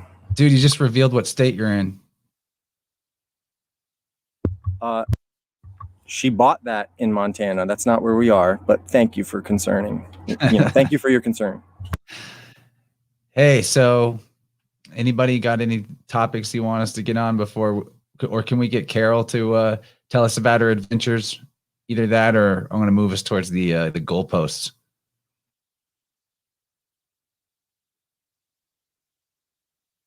I bet we can get Carol to tell us about her adventures.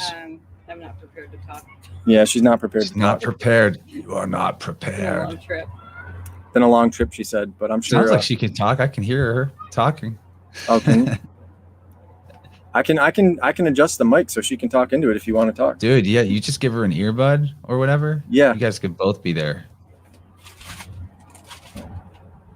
No, I think it's cool that people that met on the internet are hanging out in real life, unless you were already friends with Carol. I don't know. But I love when that happens. I love real life meetups. The question is, was it spicy enough, everybody? I know that I promised a spicy. Okay, she's here. stream. She's here. Can you hear him? Yeah, I can hear you. We can hear you beautifully. Carol, you made it on the show. Thanks for calling in. Yeah, absolutely. How the hell are you? I'm awesome. This is my favorite day of the week now. Like, not even kidding. This is kind of more fun than my main show because it's easier and also more laid back. I don't know. I get to hang out with all the peeps. Rachel said it was spicy. It was a black pepper level spicy. That's good. Damn. Thank you, Rachel. Yeah, I know Kaylee from the Telegram group was making like fermented hot pepper salsa or something today. Ooh. Very on theme. That sounds amazing. Where's mine? Ship it. We got one question on Rockfin. What is your biggest flat earth proof? I don't know if there is such a thing as a biggest. Yes, there is. Yep. Sextant. So the black swan debunks the no, they can hear this. This microphone's really good. So the black swan was important that we did because it debunks the radius, the globe Earth radius, which was they assumed a 3,959 mile radius. Black swan debunks that. It's a very simple geometrical formula to calculate the maximum distance that any horizon could be to, and you can see almost everything debunks it. But what that does is it doesn't prove flat Earth. It just debunks the radius. The problem is when you debunk the radius, the model falls apart and all the things that they claim like refraction falls apart because you need to assume a radius value to calculate the refraction. So no radius, you're going to claim refraction. Thank you. Welcome to flat Earth. Now, what really proves it, and it's very disappointing how long this has taken people to catch on to, is the sextants and using them to triangulate with the positions of the stars, because in order to do that, you need an angle. And the only way you can do that is on a flat plane. You cannot calculate these angles and do this geometry on a sphere that all have to be on a plane covering millions of square miles in order to triangulate yourself. And that's the thing that's taking a little bit longer. It's, you know what it is, man? I don't even bother, because the reality is these people are fucking stupid and they will not serve the truth even from their own side because they don't like not getting the attention, man. They don't like giving the glory to people like Quantum Eraser, to Nathan Oakley, to 10th Man Rising, to Arwen. They like to hoard it themselves. That's why, you know, Eric Dubé. And there's the 9/11 factor where factionalism is introduced just by there being like competing theories about, you know, was it a laser or was it explosives or was it CGI or whatever? That's like part of the attention whores. They're attention whores. Like, I love Eric Dubé. He's a guy that I really liked, but they call him Savanier because he's that guy that like can't give any credit to anybody else who comes along with anything. You know what I mean? And like, he would have been really good friends with Owen Benjamin, but he was acting like a douchebag in the guy's chat, and Owen banned him, you know? And like, it's sad because you see people who would otherwise be friends and doing even better content with each other fighting because they're egomaniacs and can't give anybody glory or credit for their work. And I'm giving some glory. Nathan Oakley, Quantum Eraser, and with the sextant, all glory goes to 10th Man Rising. Drinks are to your left, snacks are to your right, DJs in the back taking requests. If you got them, light them. Shout out to Chocolate Saying. Hey, we got Chance, Gordy. Can I jump in there real quick? Yeah. And also, what's up, Gordy? Hey, guys. Hi. It's good to meet you guys. All right, Carol, shoot. Go ahead. Yeah, I just wanted to add something to this. So for me, like the biggest proof point for flat Earth is a little more, I guess, intrinsic, I guess, than anything else. Like for me, it's like, what is the narrative that they're painting with the globe model? And to me, it's that there is like a diminishment to being a human, and there is no, like, you hold no value. You're like a random being that was basically evolved on this earth from a monkey. And you're a speck and God's far away or non-existent. Yeah. And so when they devalue human life, it's like you need to start questioning the framework that the globe model is actually built on. Because I guarantee you that each and every person that's put on this plane is put there for a specific reason. And there's something in your family lineage that brought you to this time right now. And if every person knew how important they are, they would not believe in any of this bullshit that like builds out the the globe model. Bail shit. Bail shit. Yeah. Yeah, man. Or Dudette, Carol, you're right on the money with that. You don't have to accept a different model. You can be agnostic, but damn, don't accept the crazy, spiritually deprived scientific materialism mechanism. The thing is, all that. If it can be debunked, it's not right. So at least have the humility to acknowledge that it's not right. You don't have to make a claim. Like, right. A lot of times the flat earthers are not even making claims. They're just debunking lies. And people get upset about it. That.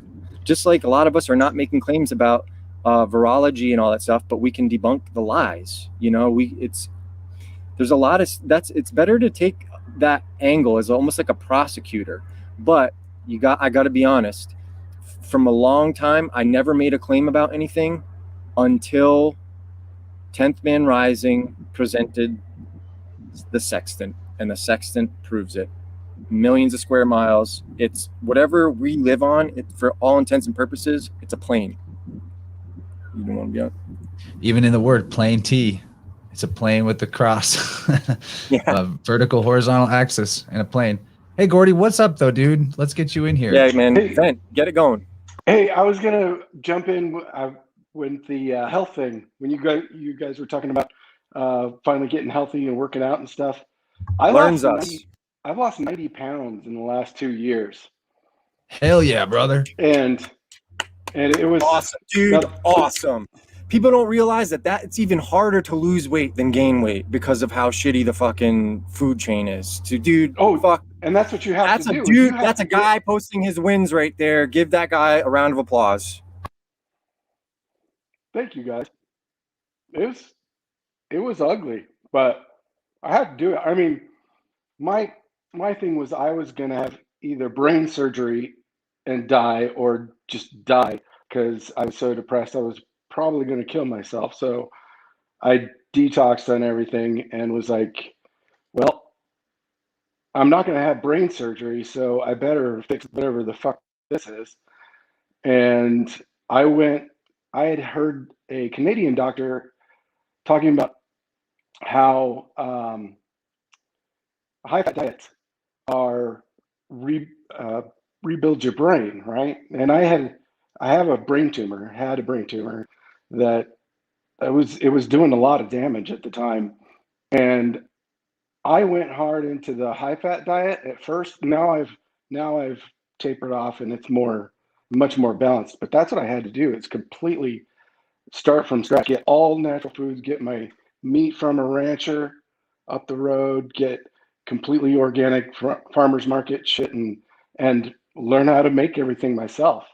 And it's part rebuild yourself. It was a recreation of myself because I wasn't going to go back to wherever the fuck I was. That's for all sure. The ladies Gordy are clapping for you in the chat, dude. Gordy, ladies. I'm not telling you what. Yeah. All over. Gordy, I'm not telling you what to do, but one thing I would suggest is don't minimize what you've done. There are probably millions of people that have experienced what you went through that don't know where to start. And you could probably do whether it's a course that you sell online, whether it's a book you write, showing what you did. If you haven't done that yet, I think the world could benefit from you sharing that journey. Just saying. Yeah, especially with the added level of challenge of a brain tumor, because a lot of people are just like, how do I lose 100 pounds? But you had so much more on the line. Yeah. What kind of cured me of trusting the doctors was a meeting with a U of A surgeon that was so gung-ho. And here's what you do, does the little dry erase board and writes it out. And here's where we chop the little part of your brain open, or your skull, get to your brain. And then here's how we take it out. I mean, the story is way more complicated. I'm trying to get it all down, but I think it's going to have to be two different things, like the story and then how I recovered from that story. Because it's a 20-year story. But anyway, yeah, high fat. Yo, we're ready for like the Hollywood movie, dude. Let's get it on the big screen. I'll play you, but like it's gonna be like the sexy Italian version of you. That's what the story needs, is a sexy Italian instead of some mutt from Arizona. All right, I'll edit it. I'll be the video producer. I'll film it too. I can bleach my skin like Michael Jackson. Don't worry about it. Sweet.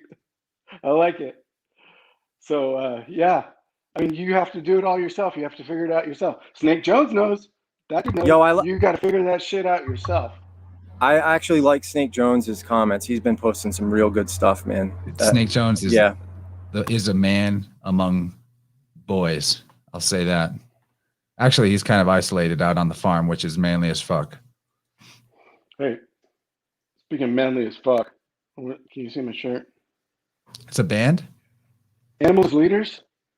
Yeah. Dude, you'd love them. Freaking rad.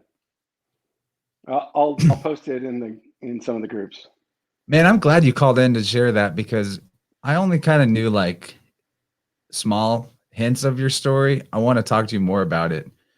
You have to go more in depth on another Vibrant. You called in last time too. Appreciate that. It's very inspiring, and that's what we need more of, is people sharing their pitfalls and then how they overcame them, because a lot of people are just getting the pitfalls and they don't know how to overcome the challenges they're getting in life. And or people want to look good that came over their challenges, so they don't really talk about the stuff they had to do on the back end. Mm-hmm. Yeah, like they're embarrassed or something. But that's not long-term success though. If you can't be honest with yourself about all of it, it's all going to kind of fail. Because if you're not living as authentically as you can from what you say to the food you eat, like, you have to change your life. It's not just one thing. Like, when people see me now, that like people don't see me for like 6 months or something, have no idea who I am anymore, and they're like, "What did you do?"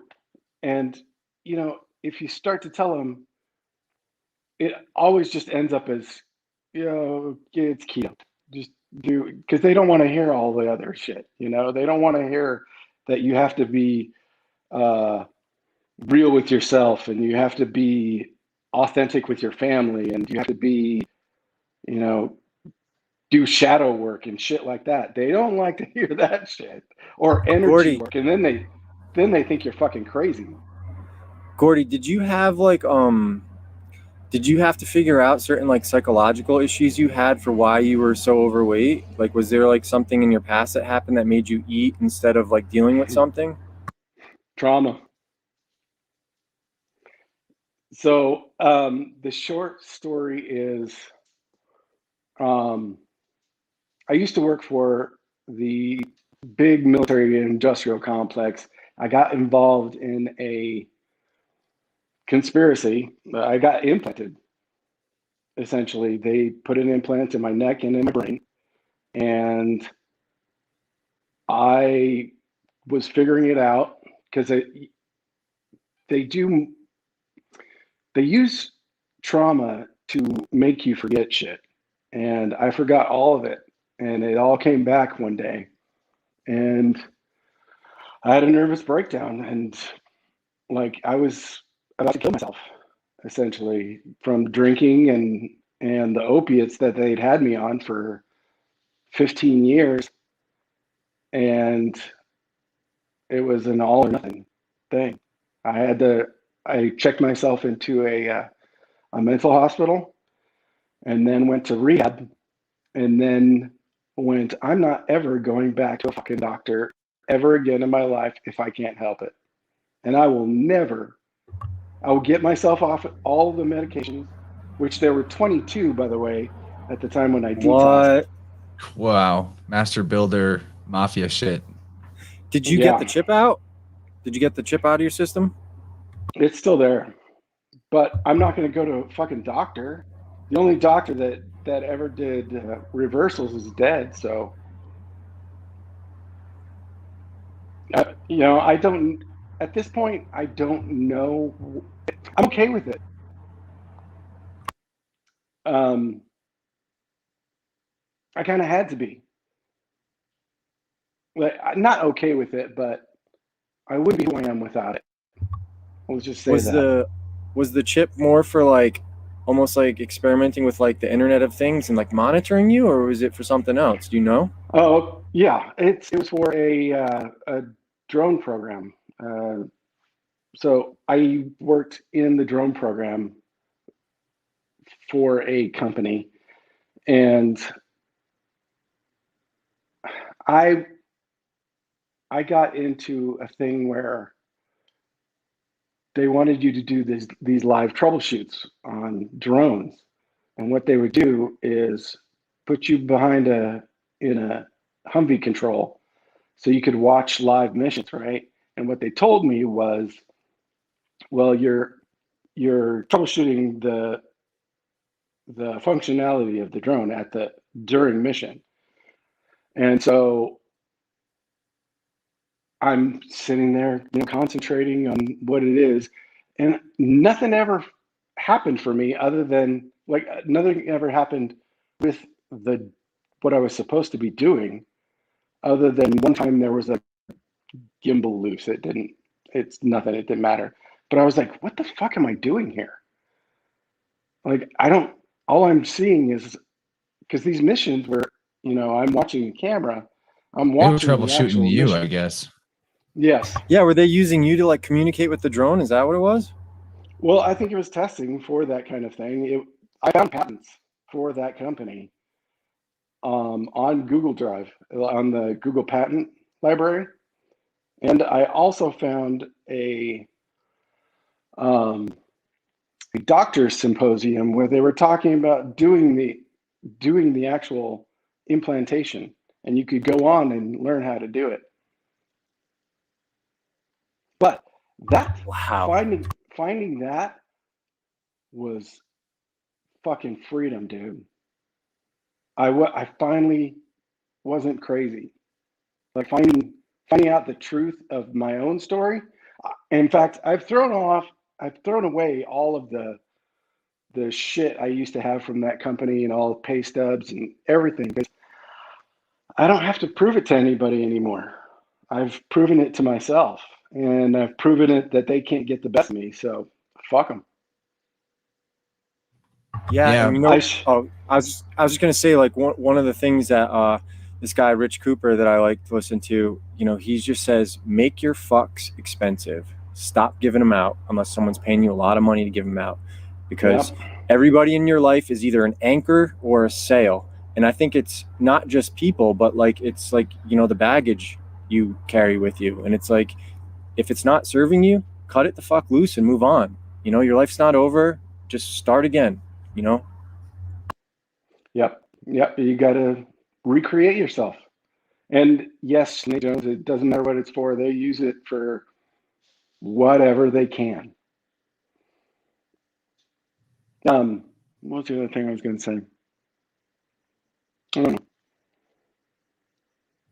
Man, that's a really wild story, dude. Thank you for coming on and sharing that. Yeah, dude, and the thing is, well, okay, what I found out was I'm celiac also.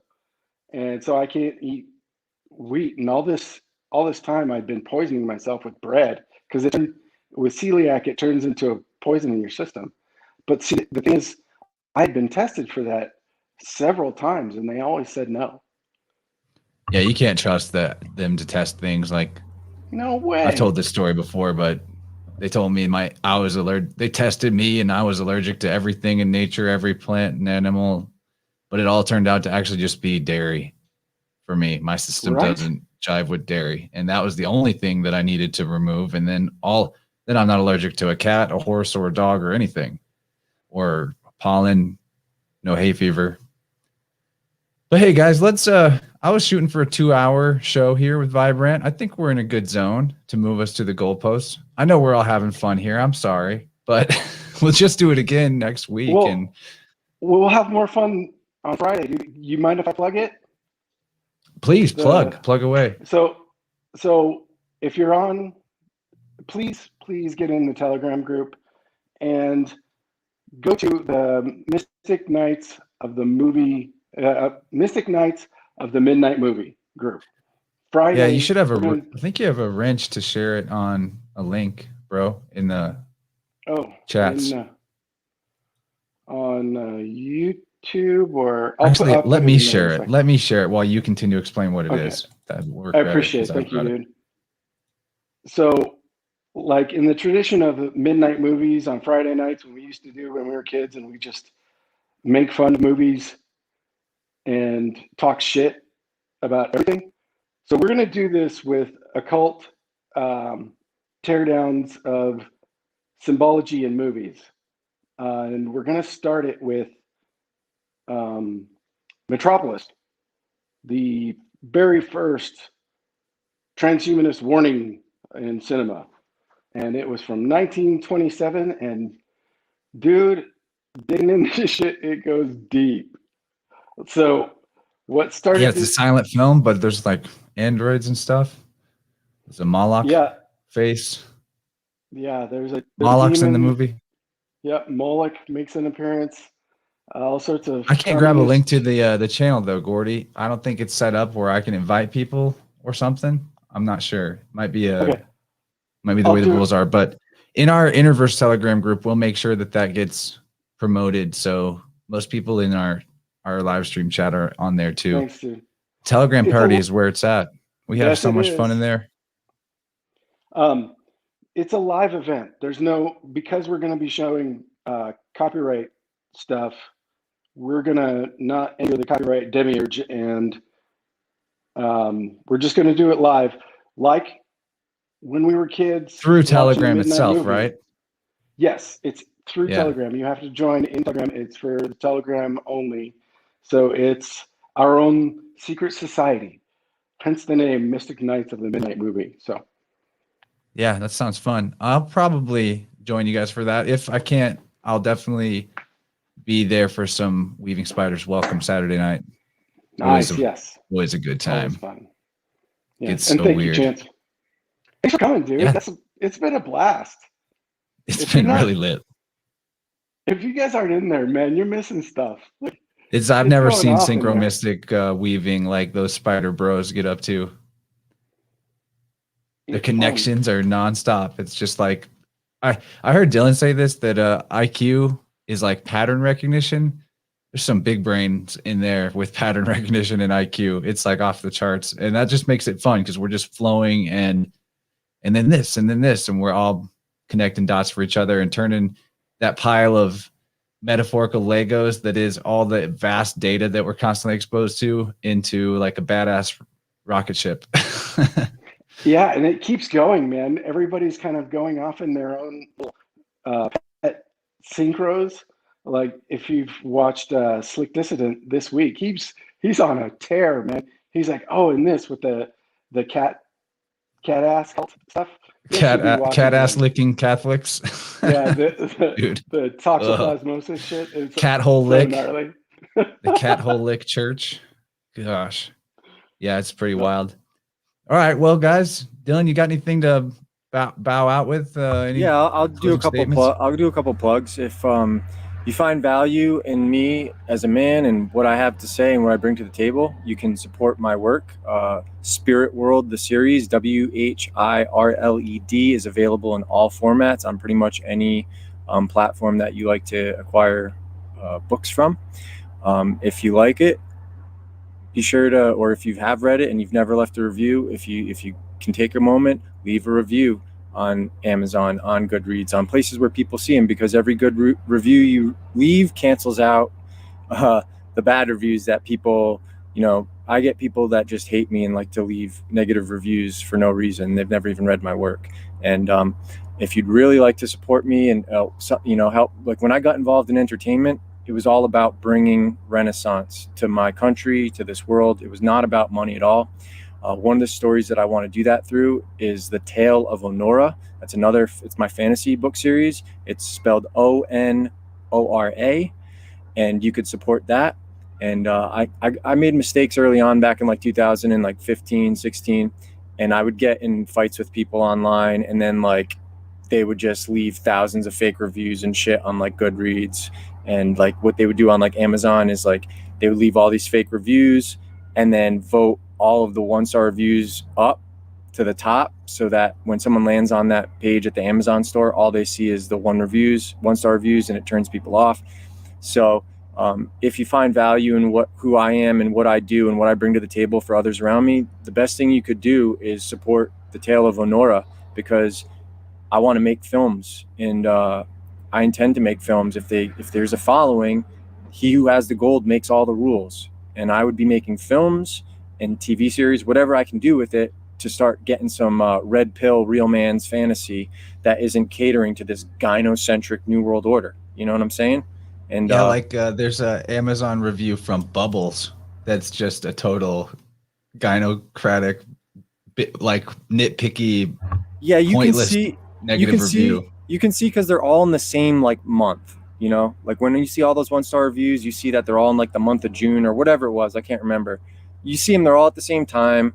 They're not. Tale of Honora is awesome, just so people know. And book 3 is like super lit. Like the first 2 books are like world building and there's action, but book 3 is like 300 pages of this nonstop hit you in your ass fucking real man's fantasy, just grit, violence, realism, and but there's also really good themes in there, because the whole point of me doing that series is back in the day when I was involved with Hollywood and around all these powerful people. I was spending holidays with people that control, you know, presidents of programming of major studios, major networks that control everything. It was my way of showing people what's going on in an allegory. And so there's going to be a little bit more alchemy symbolism and stuff that I don't really get into with Spirit World, but there's a lot of good foundational like principles that can help people seed minds in a positive way and get them used to like real things, real wealth, real friends, real skills. And that was my goal before things got blown over. Now you can talk about everything and not fear any repercussions, but like back then, bad shit happened. I mean, I remember that dude Andrew Breitbart fucking dropped dead in my neighborhood at the time. And you know, you look back at him and he hated John Podesta. He was calling these people out, and then he just magically drops dead. And the people that saw it said he was bright red or whatever, and it looked like it was a symptom of like arsenic poisoning or something weird like that. And I don't know if there's anything to that, but there's a lot of shit that like scared me when I was younger. Shit, I feel like people used to drop dead by a lot more coincidence for doing bad, like exposing stuff. So back then, I wrote an allegory. And so if you really want to support me, The Tale of Honora, and it's something you could like, at least for the first book, you could give to like a younger person, because it's not violent. There's not really any swears, you know, and as it gets more progressive, it's going to get more mature. But I've taken a break from it. I haven't published it since 2018. But the reason I think that break is happening is I needed to develop more as a man.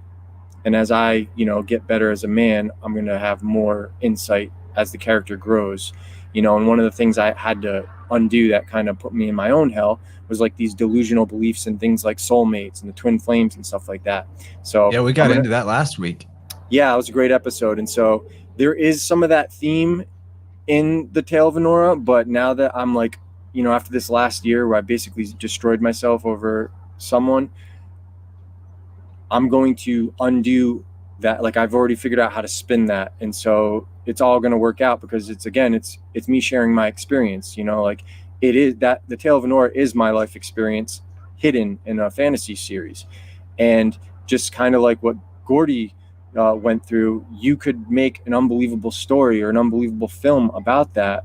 And it's sharing your experience. And that is what helps people. It doesn't help people if they only see you winning, you know, and that's what we live in. We live in this world where all the women don't give a shit about your sacrifice, your struggle. They just wait at the finish line and fuck the winners.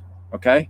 So the struggle is what's going to help other men. And that's this society has left all men behind, and women are feeling the effects of that. And so we need to start not leaving them behind and helping them get the fuck off off the ground and you get your ass up. Let's get going. Life's not over. Don't take any permanent solutions to temporary problems. We got this, you know? And that's why I like this phone call so much, because it's guys helping each other. That's why I do the Badass, dude. spiders, man. That's awesome. Thanks, Dylan. Because that's why I do the spiders. Because it's sharpening our swords too. We're helping each other and lifting each other. Like I sound so cheesy. I hate that churchy lift each other up bullshit and sharpening swords. But that's what we're doing. It's fucking rad, dude. Like, Yeah, we're Tale of really... Anora is only like, to get the first book, it's only $2.99 on Amazon too. It's really low risk. And this awesome voiceover artist named Joel Frumkin, he did this wonderful voiceover for the audiobook. I told him to stop doing the audiobooks because he had just published the audiobook, and I like literally derailed us by interacting with people that I shouldn't have been interacting, which caused all this stuff. So when all those 1-star reviews started going up, like you look at Goodreads, it only has like 2.5 stars. Even with the all the 1-star reviews they left, it still didn't destroy the rating on Amazon. But it's like, what happens? The reason why independent authors hate bad reviews so much, the reason why it's so irresponsible to do that to a book that doesn't have any reviews, is you lose, like even like with Yelp studies, for every half star you lose 7% of your business as a restaurant. It's a big fucking deal. So when you're an independent author or anything, and you only have a handful of reviews because it's so hard to get people to buy your products or whatever initially, one person who doesn't like you can just destroy your career before it even gets going, and that's what's, it didn't help that you got like people like Neil Gaiman fucking tweeting about it and shit, so it is what it is.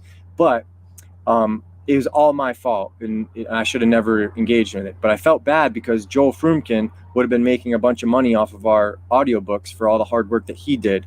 So if we could get that selling, and he might do the other books audio, and he can do like tons of fucking characters. It's amazing. So I would really like to see that get going, but no pressure. Just listen to the first 5-minute sample, read the first 10 pages. Always read the first samples. If it resonates with you, give it a go. If not, walk away. Not everybody's going to like everything, but you don't have to destroy people's work. You don't have to, just because someone made something you didn't like doesn't mean what they made is bad. It just means you didn't like it, Yeah, I remember getting hit with the low reviews on the iTunes podcast app during the beginning of Cooties, because like they'd be like, this podcast is really spiritual and I like it, but they don't believe in cooties and they're making the world less safe. So, and I think that you should wear a mask. So I'm only going to give you 3 stars instead of 5, even though I like what you do other than the cootie stuff. Your double roll up your sleever doesn't work because you need 3 roll up your sleevers and then a booster. Your Kool-Aid, my Kool-Aid doesn't work unless you drink your Kool-Aid. All right. Let's wrap it up, gentlemen. All right, guys. This is awesome. Good. Thanks for having me on, Chance. It was really fun. And Gordy, good meeting you. Dylan, let's do it again. You too, Dylan. All right, guys. Yeah, sounds good. See you later. All right, later, everybody.